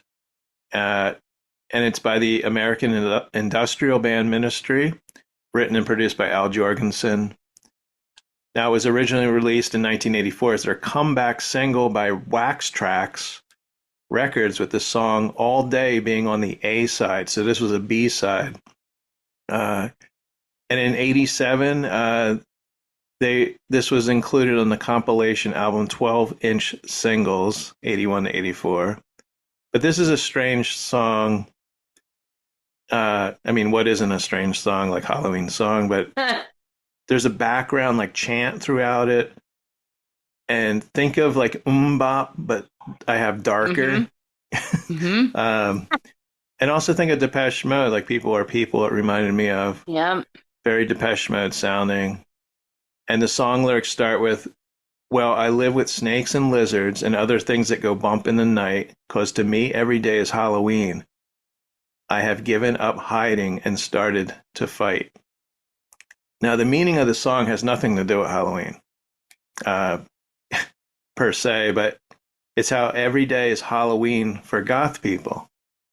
Music writer Dave Thompson described it as being adopted as the anthem of America's disenfranchised Gothic community, who are mocked for the way they dress. And so I had a very brief goth period. I didn't do you really? mascara or anything, but I did have a black trench coat. I wore black. I was dating this girl who never wore any other color than black, so that might have been around that time. The influence, yeah. I had my hair dyed black. You know, I didn't have a snake, but I had a pet lizard. So, at the time. That's a star. That's a star to a snake. Well, the next one on my list, it rates 35 on the list of 100, and it's Don't Fear the Reaper by Blue Oyster Cult.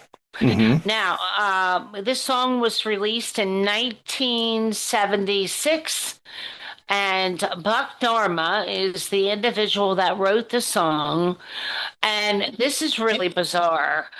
I've heard a lot of stories, but he actually had a situation, a medical problem, where he was diagnosed of having a heart arrhythmia.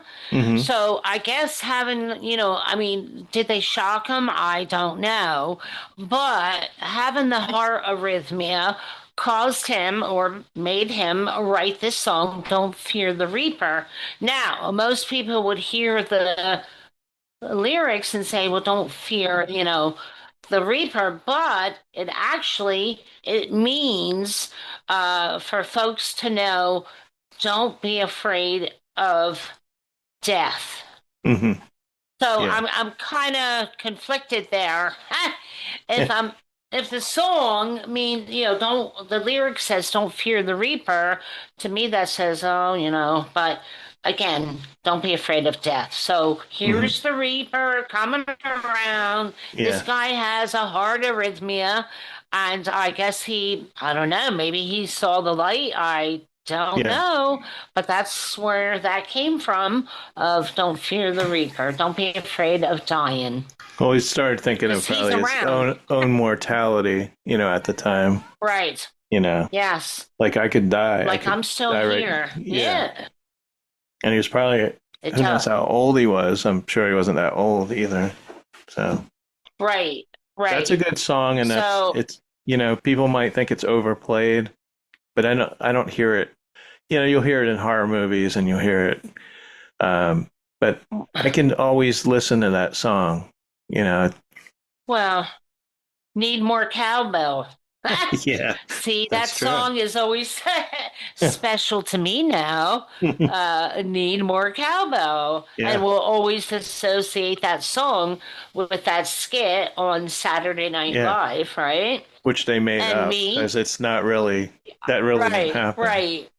It was behind the music, I right. think. They were trying to do the behind the music or something like that. I know, but it was excellent. It was fantastic. I love it. I love it. So that song is forever cool on Halloween. Okay, so my number 7. Oh. I'm on number 7 now. Is Donovan, who I always found to be strange. Season of the Witch. I've always liked this song. And it's number 67 on the list. I don't know if it's a haunting song from it. I don't know. It's a strange song. And especially when he rhymes witch with every stitch. Like I still don't know what that means. Unless I have it here in my notes. And he also, he wrote Mellow Yellow. He's still around. Is this song about Halloween though? Not really. So some of these songs, they'll have witch in them, like the last one that had Halloween in it, but it's not about Halloween. Right. Now the song uses paranoia and foreboding imagery to reflect Donovan's experiences with drug dealers moving into his neighborhood and changing social climate of the mid 1960s. Yeah. Heavy stuff. Wow. Wow. It was recorded at CBS Studios in Hollywood, where most of Sunshine Superman was recorded. And the album, this is off of. So according to Donovan, he and collaborator Sean Phillips wanted a rock combo sound for the song and chose some local musicians from the local clubs, which included Lenny Matlin on keyboards, Don Brown on lead electric guitar, Bobby Ray on bass, and Fast Eddie Ho on drums. None of those people I really recognize the names. No. But because they were local, it's kind of cool they got local musicians to be on the song. Yeah. Right. And Donovan played the second guitar part, as he explained in his autobiography. He said, I played a white Fender Telecaster electric guitar on which, chunking down on the chord pattern, wailing a chilling chorus. So I don't have any lyrics from this, but if you haven't heard this song, just give it a listen, because it's definitely, for me, when I hear that, like this time of year kind of song, Season of the Witch. Takes you right back. Yeah. Every I stitch. know. For every witch who might be a bitch. Yeah, he didn't see. He had clean lyrics too. He didn't put bitch in there or anything. Yeah. So what's your 7? So my next one is Psycho Killer by the Talking Heads. That was 1977. So we were like 11, 12 years of age. And what happened was it originally started as a ballad, that song. But then it turned into, a funky new wave, David Byrne, bouncing around. Same thing like, the Division jumping around on stage, which when you see that suit and you see that action, you say, oh, that's David Byrne, which apparently that suit still fits. David Byrne. So anyway, a lot of people thought that the idea of writing the song Psycho Killer was thought to be so let me rephrase that. Let me tell you that the idea came from a very well-known serial killer who was son of Sam. Oh, okay. So that's what it's thought, that the whole idea of psycho killer is all about that serial killer, Mm-hmm. son of Sam. Yeah, it's definitely a So Halloween song. So well, I know, especially when you hear da da da da da da da da da. Da. You know, the more Psycho drinks that Killer. you have, the more intense that gets, Yeah. right? Mhm. So that was the next one, and that one was number 33 of 100 on the list of a top 100. So I did my number 6, which would, Mhm. somebody's watching me. So you Yes. you can go on with your number Oh, 6 then. all right. And then I have an honorable mention, but I'll do that at the end, Okay. okay? Mm-hmm. Yeah, All I have right. one too. So this one, this one I found to be so interesting because, it's funny. You don't really know the whole history of a song or back then. You just remember, oh, I like that song from 1984. That was my senior year in high school, blah, blah, blah. Mm-hmm. So mine is Ghostbusters by Ray Parker Jr., which Okay. we know he is the lead of Radio. Remember the band Radio? You can't Radio. change, yeah, you can't change that. No, the colors in your hair. I only know bits and pieces of the lyrics, No, but I they actually spelled don't. it. Yeah, they Okay. spelled it Raytio. So Ray Parker Jr. sang, okay, but there's a story behind it. So the original choice to write and sing Ghostbusters, the theme or a song, was Huey Lewis. Okay. Did you ever know that? He declined, but with that, it didn't end there. So first of all, Ray Well, Parker I Jr. knew he sued Ray Parker because it Yes, and sounded vice like another song. and vice versa. Yes, but for the record, Ray Parker Jr. He is afraid of ghosts. He made it publicly known that he is afraid of ghosts. So, yes, Huey was the first choice. He declined. So they told Ray Parker Jr., you have 3 days to write, get it all done in 3 days, which Mm-hmm. he did, right? Now, like you said, what happened was Huey then sued Ray Parker Jr. because of the melody in um, one of Huey's songs, which was, heck was it? I want a new drug. Yes, that's right. I want a new drug. And there was a settlement, received. But then Ray Parker sued Huey Mm-hmm. on the flip side for, I think, violating his privacy rights of some form. So you Well, got there was a one and one. So they each had confidentiality agreement. confidentiality. Yeah. Yes, yes. I'm sorry. And but he won too, but nobody knows what the settlement. They could have swapped $1 for all we know, just for the Actually, purpose. okay, so this song is my number 1. Ugh. So I do have here that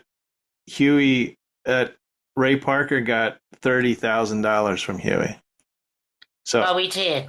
yeah, um, but I don't know how much Huey got from Ray. I'm sure it was a lot more because the song's also credited not with the song making money, but adding 20 million to the movie profits Of because course. people heard this song, they want to go see the movie.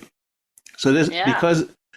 this is my number 1 because I was obsessed with Ghostbusters. I still am. I have my figures up on the shelf back here. You can't see them though. But it's a fun song. I Um, know. yeah, it's kind of goofy. You know, but that keyboard sound, and I have here there was a guy named Martin Page. I don't know if you have this. But I said, let's give a shout out for creating one of the most recognized keyboard riffs, like in music history, even though if he stole it from Huey, I don't know.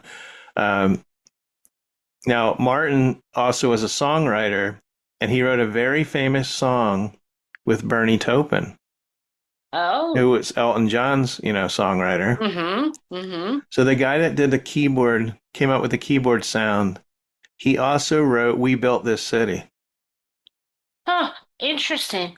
And I didn't know Bernie Taupin helped write that song. At least that's what Wikipedia says. Yeah. So that's my number one. So let's see. Did you have anything else on that, Ghostbusters? No, basically, just the fact that, he wasn't the first choice, just like you have, and the lawsuit in between the two of them. So I'm on number 5, is a song I've liked probably since I was a kid, is the Monster Mash. Mm-hmm. And it's number 2 on that list, but there's a version, I don't know if you know, The rap? by Andrew Gold, Linda Ronstadt, and Stephen Bishop, all 3 together on this version of this song. And it's Andrew Gold. When I was at the record store again, I saw an Andrew Gold album. And it had Lonely Boy on it. I almost bought it. I love this song. Oh, my gosh. That's a weird song, too. I know, but, God rest his soul, he's gone. Yeah. But, he was, well, don't you think they're like the Rat Pack? If you think about the artist that you just mentioned, Andrew Gold and Bishop Linda. and the love of your life, Linda Ronstadt. Yes.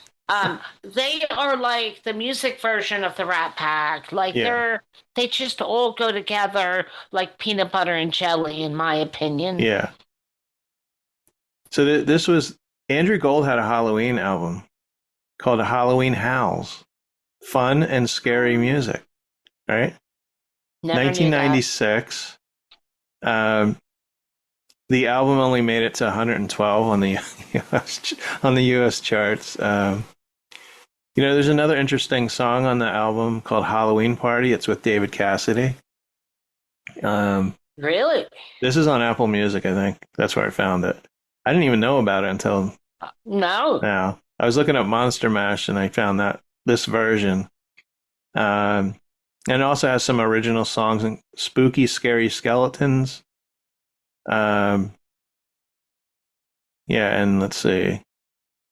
I have here, it's similar, something you'd hear in Nightmare Before Christmas movie. Yeah, and Andrew Gold passed away in 2011. Yeah, so that was my number 5. Oh, well, it's on mine as well. Now I have a couple additional tidbits on the Monster Mash. Bobby Boris Pickett, of course, 1962 was when the song came out, before our time, but Halloween is not Halloween. I think it's one of the first songs we were probably exposed to as kids. Yeah. You just hear it and you think Halloween, Halloween, but when you try to say the name of his band 3 times quick, it's like Bobby and the Crypt Kickers, it's like holy mackerel. Yeah. But he was an American singer and comedian as well. I think he came from Massachusetts, but if you see him sing that song on TV and the faces that he makes. Have you ever seen it? No. Oh my gosh. It is like he grimaces and the eyes and just the whole face. Well, actually, he was banned by the BBC. They banned him for that because they felt it was too morbid to show that performance. But also, when you talk about Linda Ronstadt, Andrew Gold, I found that there was the Monsters Holiday, and then in the 80s, it was Monster Rap, Okay. 1984. Yeah. There was a version with him, Monster Rap. But the poor guy, his career in music was short-lived because they said by 1973 he was driving a cab in New York City for a few Hmm. bucks. Yeah. So it was rather short. What number But was you that for? and yeah, it was Oh, number okay. two Okay. on the list. But you must watch the video. You'll be like, what the hell is that? I mean, it's Yeah. like Frankenstein on steroids or something. Yeah, I don't think I've seen it. I don't know. Yeah, yeah. So All what's your right. number 5?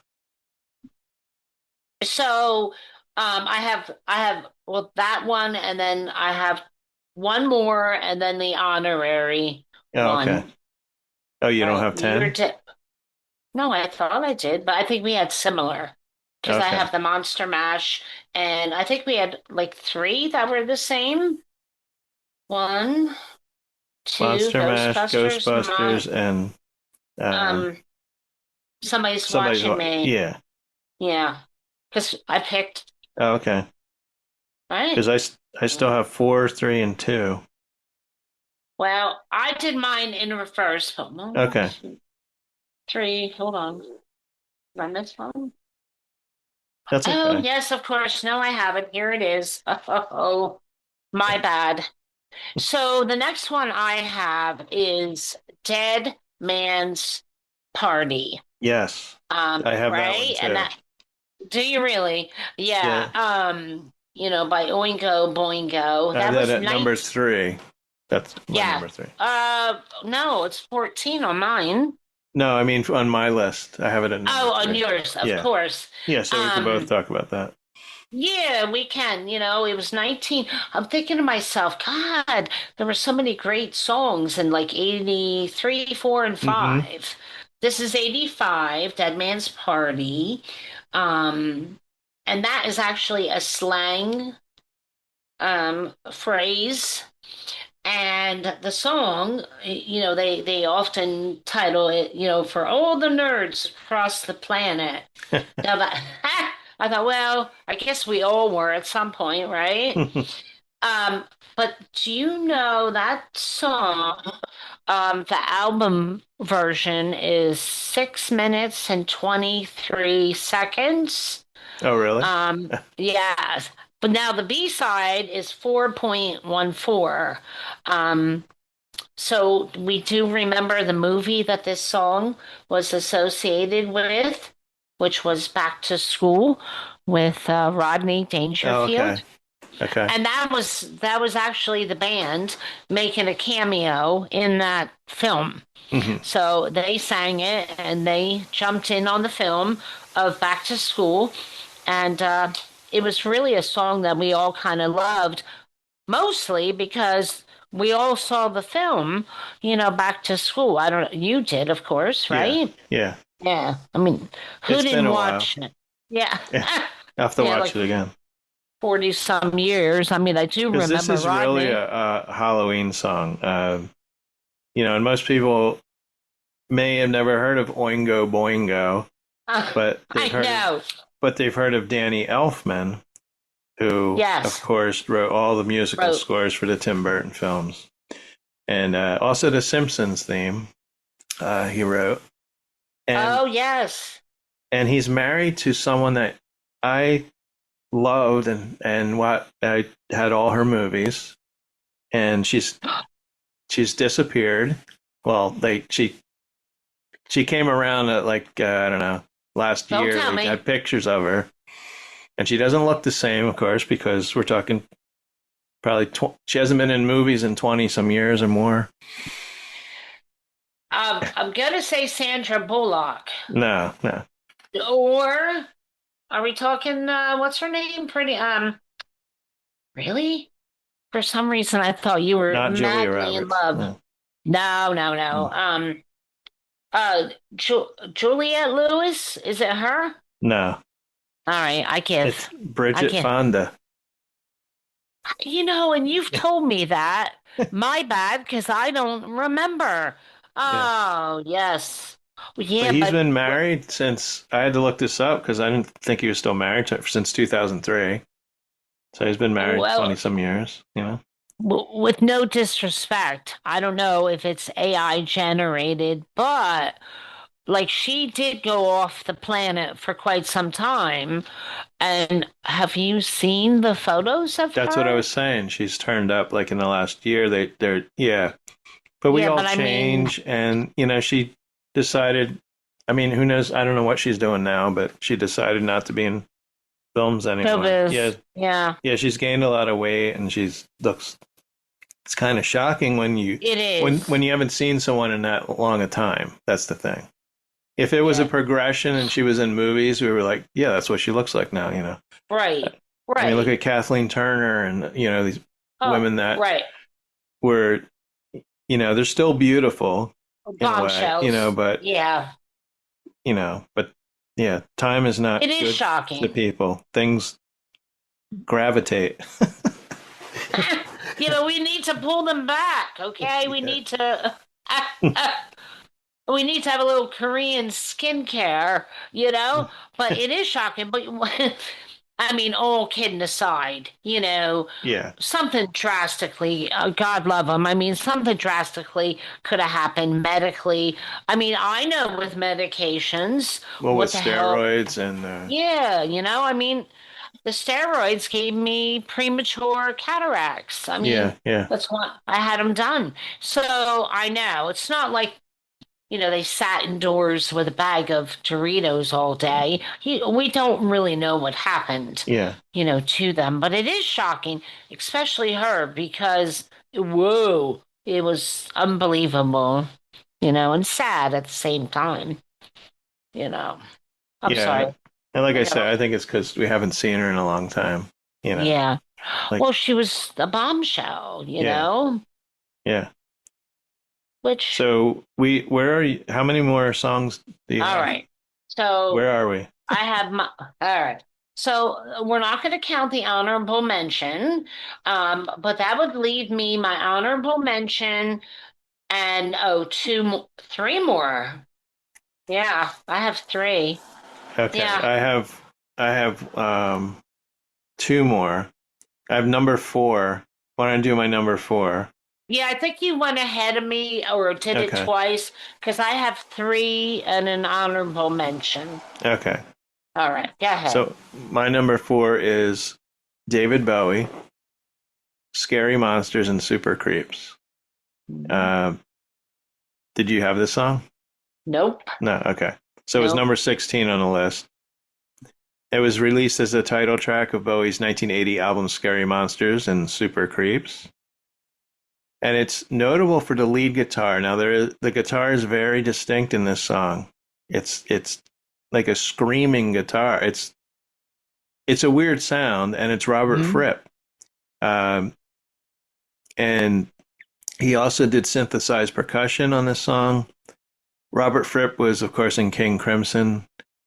I wasn't a big fan of King Crimson, but I know the name. And also the lyrics are sung by Bowie in his Cockney accent. You can hear his accent more in the song. He's overdoing it a little bit. And it charts a woman's withdrawal from the world and descent into madness. The lyrics are very unique. He says, "She asked for my love, and I gave her a dangerous mind. When I looked in her eyes, they were blue, but nobody home." Maybe it's nobody's home. Now she's stupid in the street, and she can't socialize. That's what he Oh actually my says. gosh. But the guitar is kind of eerie on this. It's coming. I have it's coming from the back of the room or something. It's just weird. Yeah. So this, and then Wikipedia had it compared to Joy Division. She's Lost Control, and I listened to that song. That's from '79. And the beat and the lyrical voicing are very similar to that song. And this was in This was just a year later, so who knows?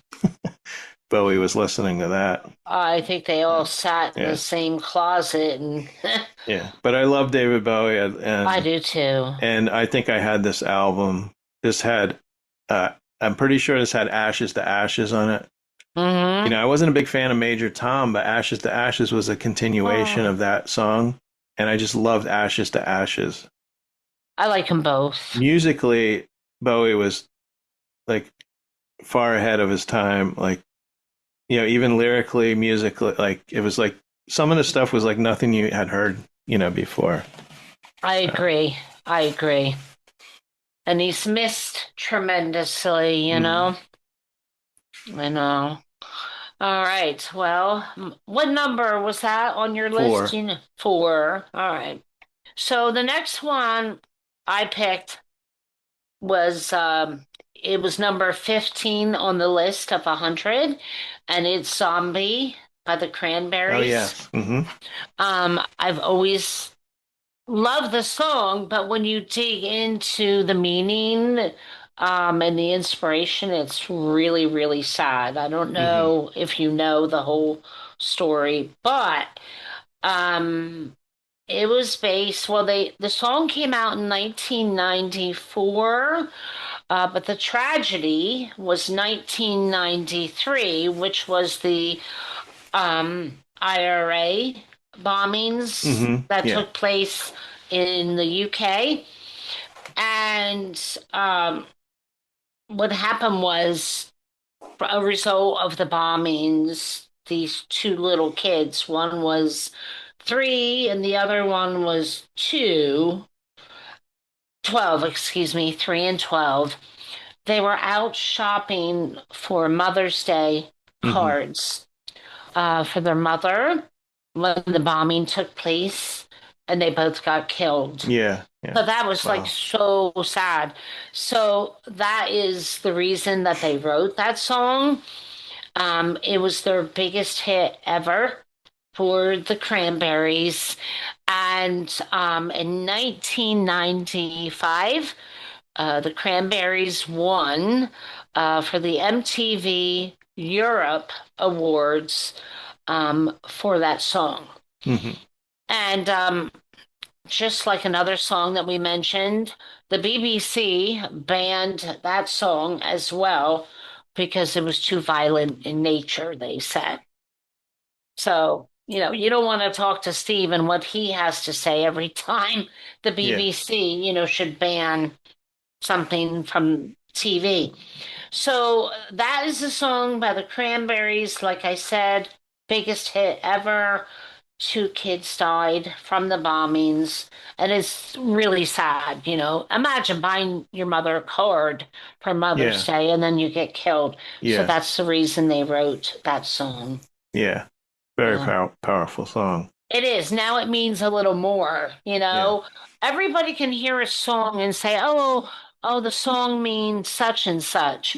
And then you read the true inspiration behind the lyrics and you go, oh, I interpreted that really wrong, Yeah. But that's what a song does. It lets us write our own interpretation but there's a real story, right, behind it. Yeah, I love the Cranberries. I do too. saw the Cranberries live. Did you? Back in the 90s. Yeah. Before she died. I have a signed booklet from, I think it's their first CD. I got it a long time ago, and it's signed by the whole band. Wow. Yeah. Yeah, that was a sad one when Dolores O'Riordan passed away. I know. I have her solo albums. She did a couple solo albums. And so, but let's see. I guess I'll give you my number 2, because my number 3 was Dead Man's Party. Yeah, we did that. So how many more do you have? Well, I have one more. Well, the other one is the honorary. Okay. Oops, I lost you. Yep. Okay. Oh dear, I lost you. Hang on. Oh. I got you. Okay. Okay. Yeah. Well, let me do my number 2, because that's the only one I have besides the honorary. So number 2 for me is the Ramones, who I love. I saw them a couple times. Pet Cemetery. which is way down on this list on number 95. But I'm a big Stephen King fan, as most people know. And it's from the film of the same name from 1989. And, the famous line, I don't want to be buried in a pet cemetery. Yeah. And, cemetery spelled with an S, because in the movie, kids, I think, made the sign. Yep. Now in 2019, in the 2019 film, there was which is actually, a lot of remakes aren't as good, as the original, especially if you love the original, because Fred Gwynn was in the original, Herman Munster. But the new one was just as good in its own way.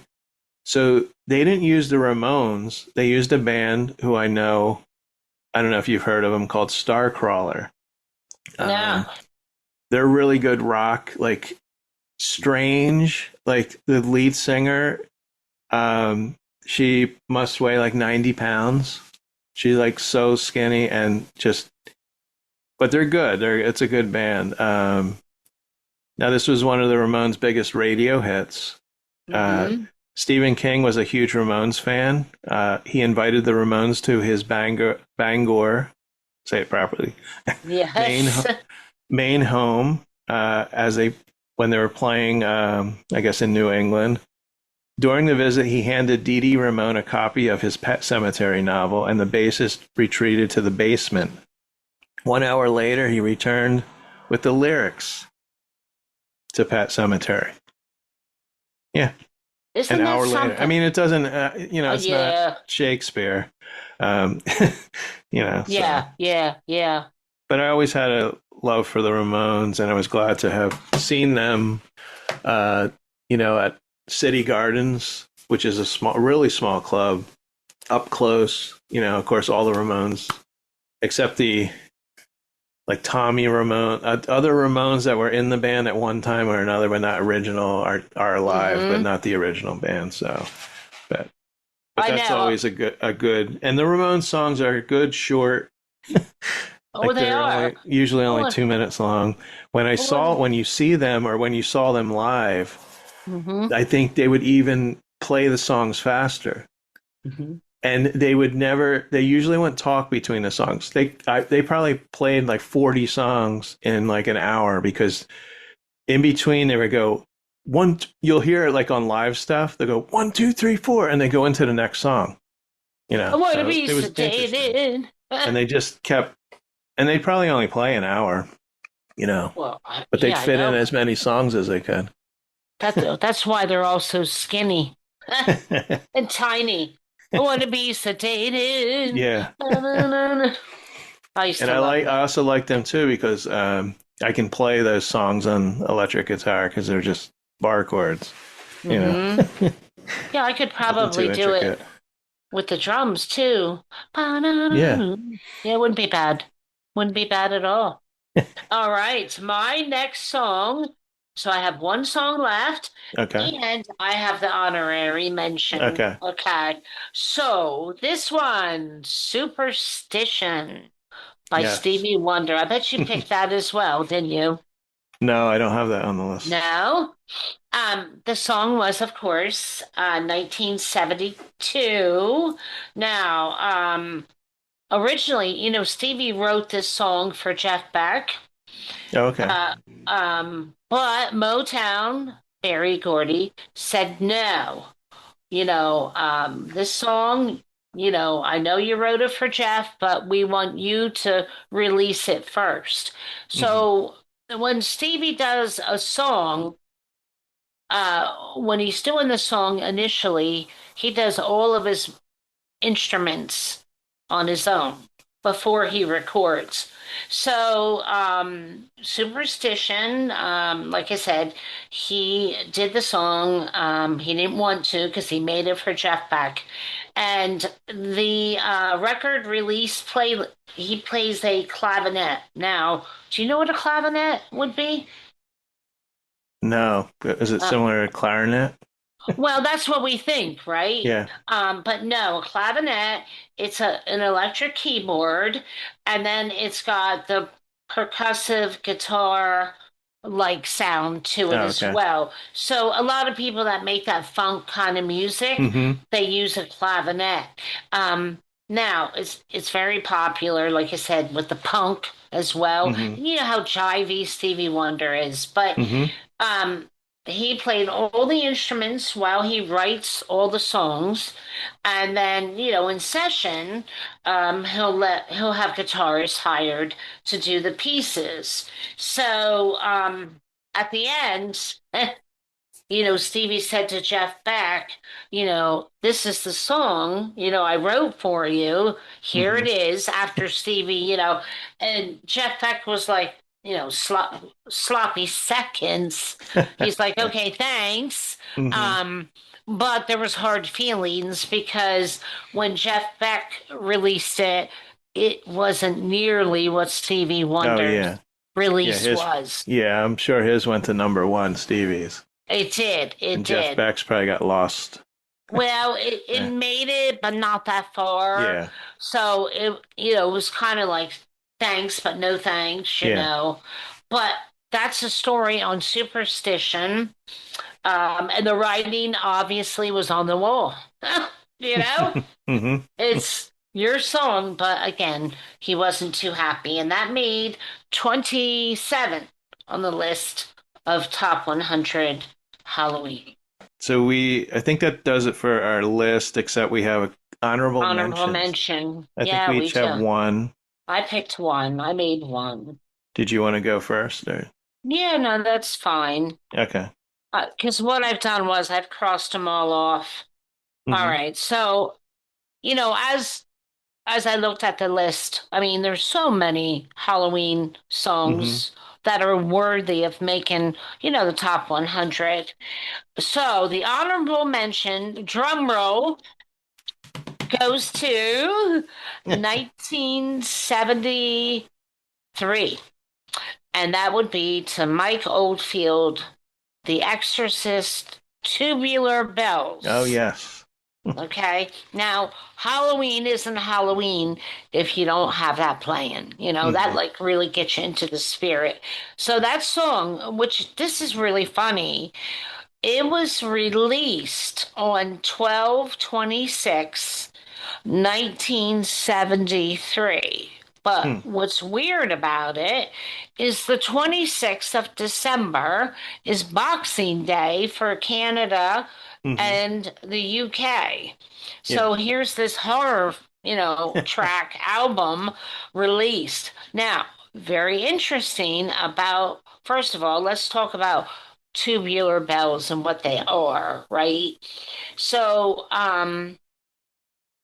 they're actually made the tubes for clock chimes. Mm-hmm.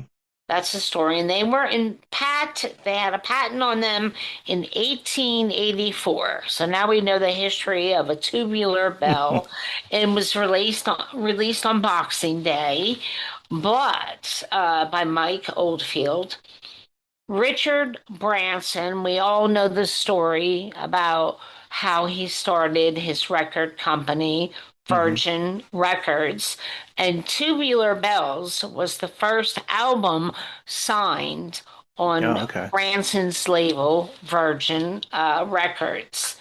Now, Steve was all excited. Oh, I wonder if I can get an autograph, But dear old Mike has left the UK Mm-hmm. and he is now a resident, well, actually a citizen of the Bahamas. Okay. So he's over there living his best life in the Bahamas. And but that album, which is how long it's excessive, but the song itself, takes you right back to the days of watching that movie, Mm-hmm. being scared to death as Linda Blair's head spins around.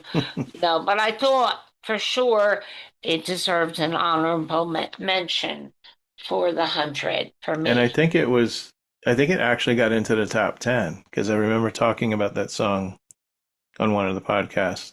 Well, Sometimes we'll do a top 10 list from a certain yeah. period of time. I'm sure on somebody's list they're also varied in nature, but I'm sure on somebody's. No, You know, I mean, it was a top 10 song, like on the Oh, charts. And yes. because back then, people were really into movie soundtracks and Mm-hmm. musical scores, and they'd get on the charts, like Yeah. Chariots of Fire. I Yeah. just thinking of that, probably was Grease. up there on the charts. Yeah. So it's kind of strange because my honorable mention is also an instrumental. Hmm. And this is the GOAT, like the kids say. GOAT. Yeah, the goat. Yep.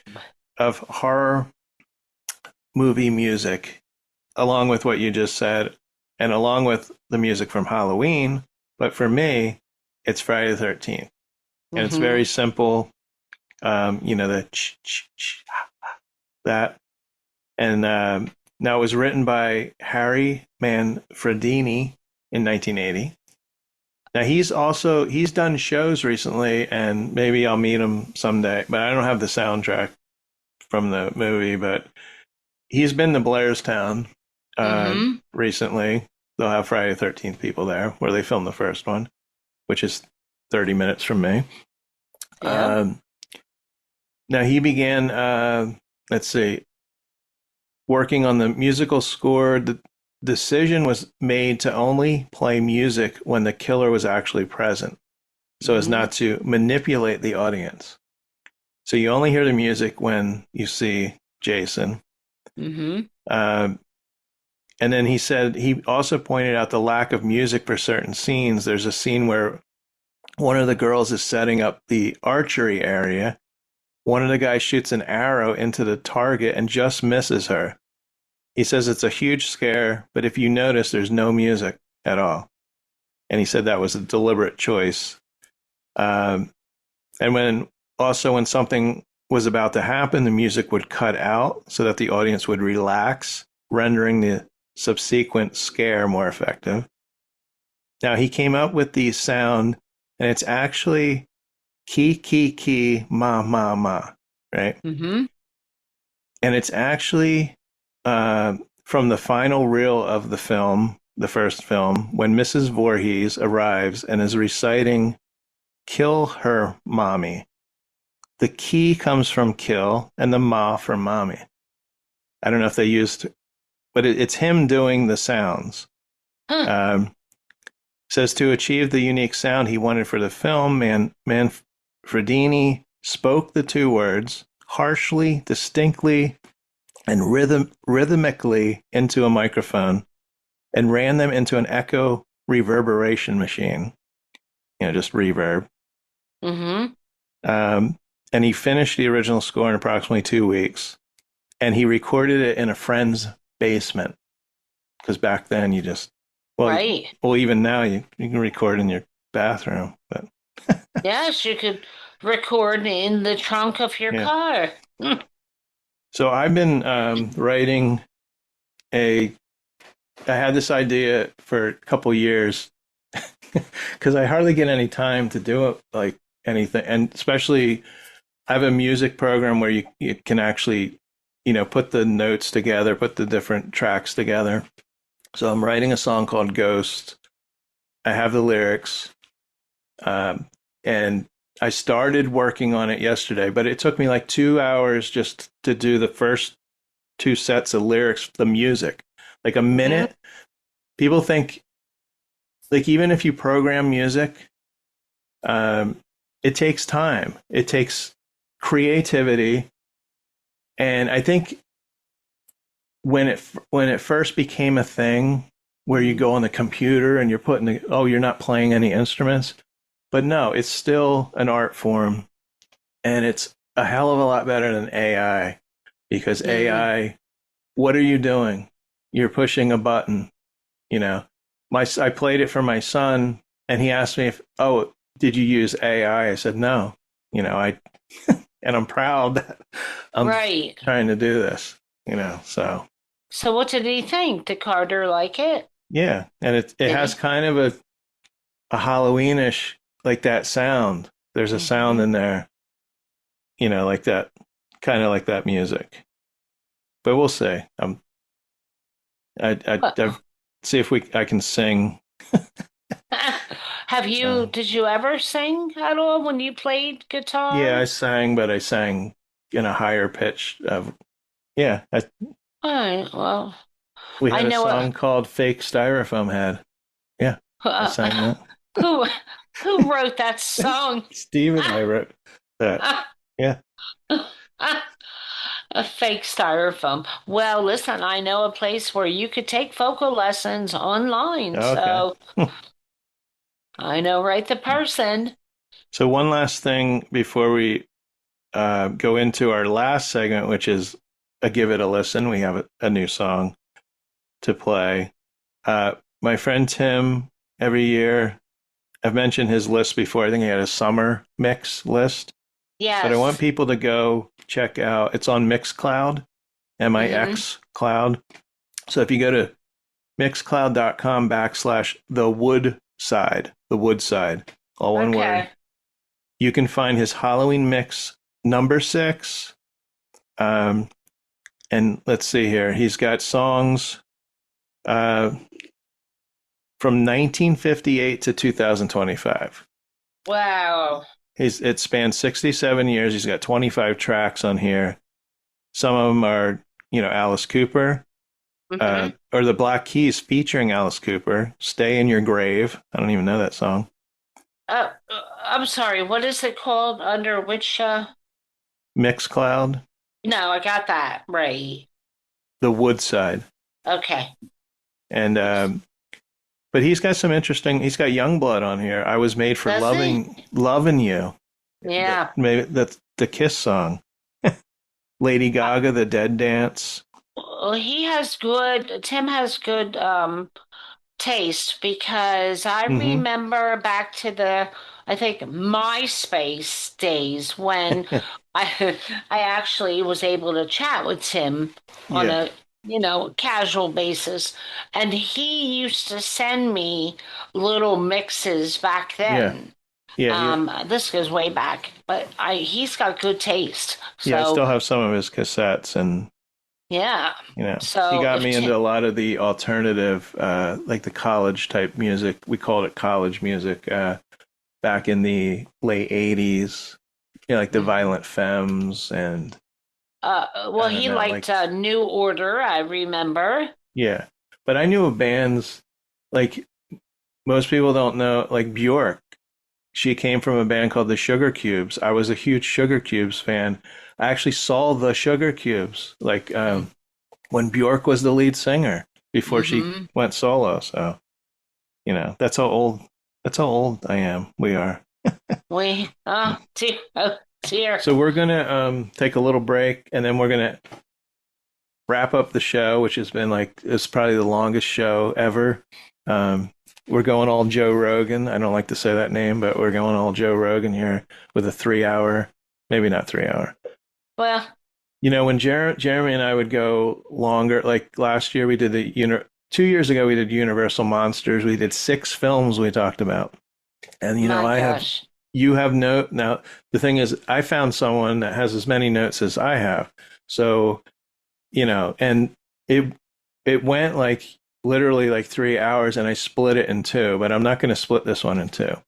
And we're going to have very little edits, but I think the listeners, hopefully if you're still with us, haven't taken a nap, you'll like this one. But we'll be right back.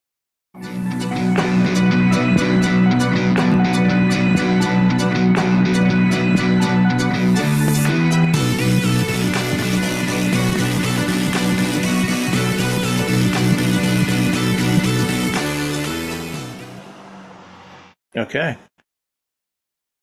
So this does it for today's Halloween episode. And yes, we're ending with a new song. But before we go, I'd like to tell listeners, as always, you can email us at nogoodmusicpodcast@gmail.com.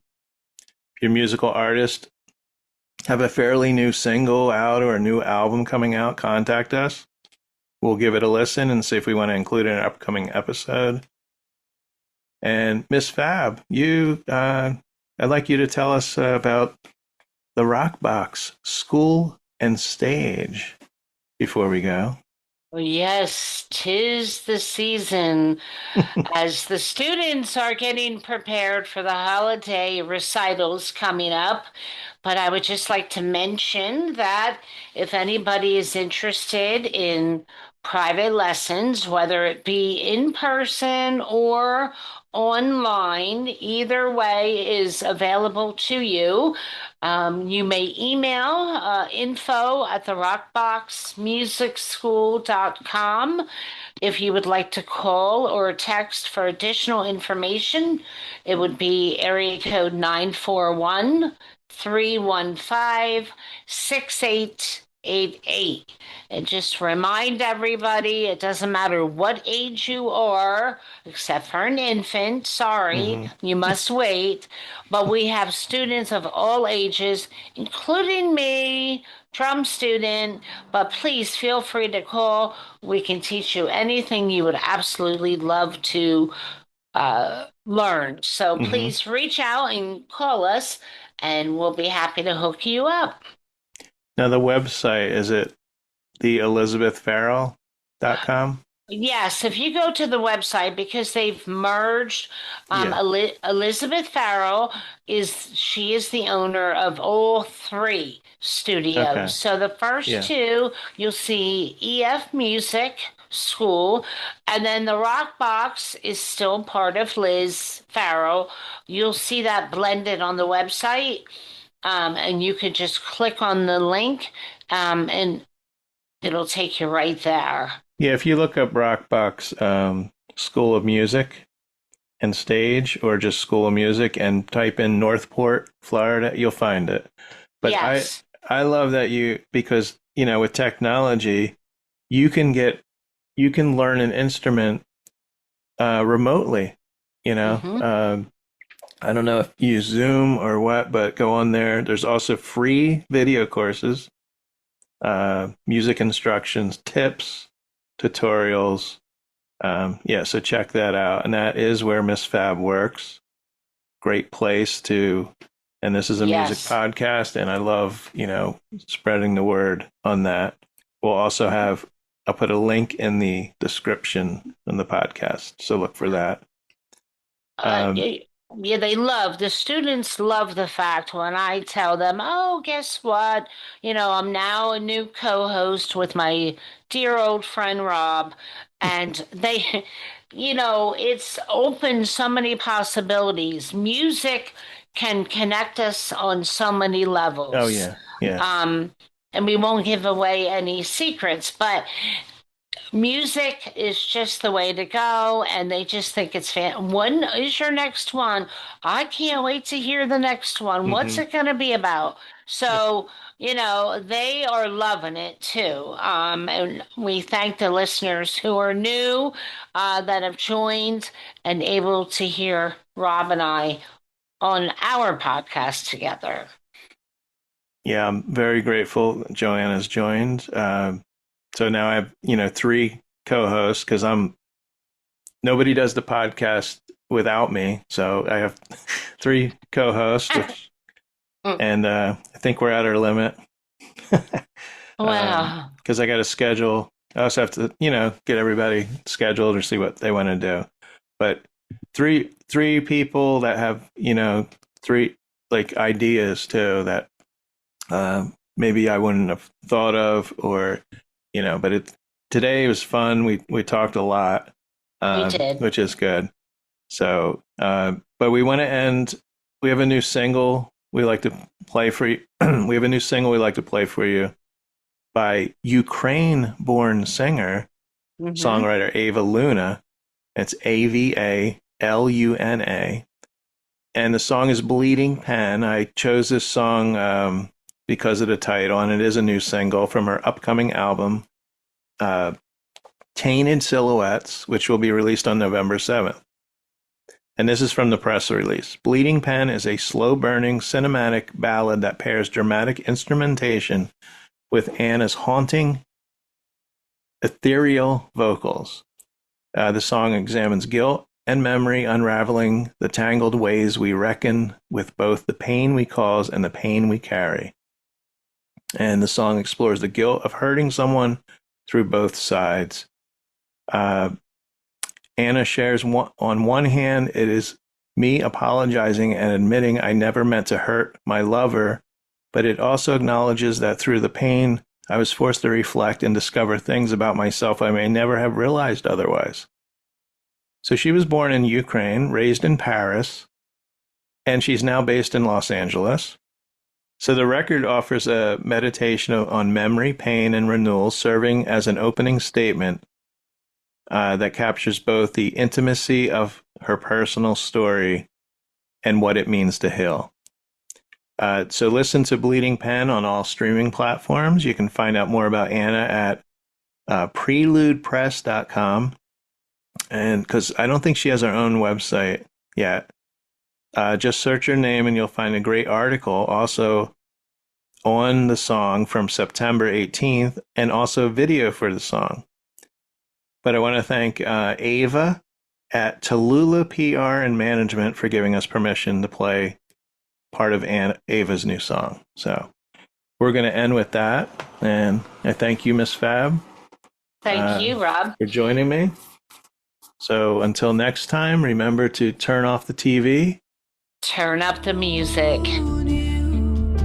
The price I had to pay was to lose you, to see the other side of these holy pages, twisted and blue. My heaven died, it's a somber avenue. Whisper to the sky, forgive me. I did not mean to hurt you.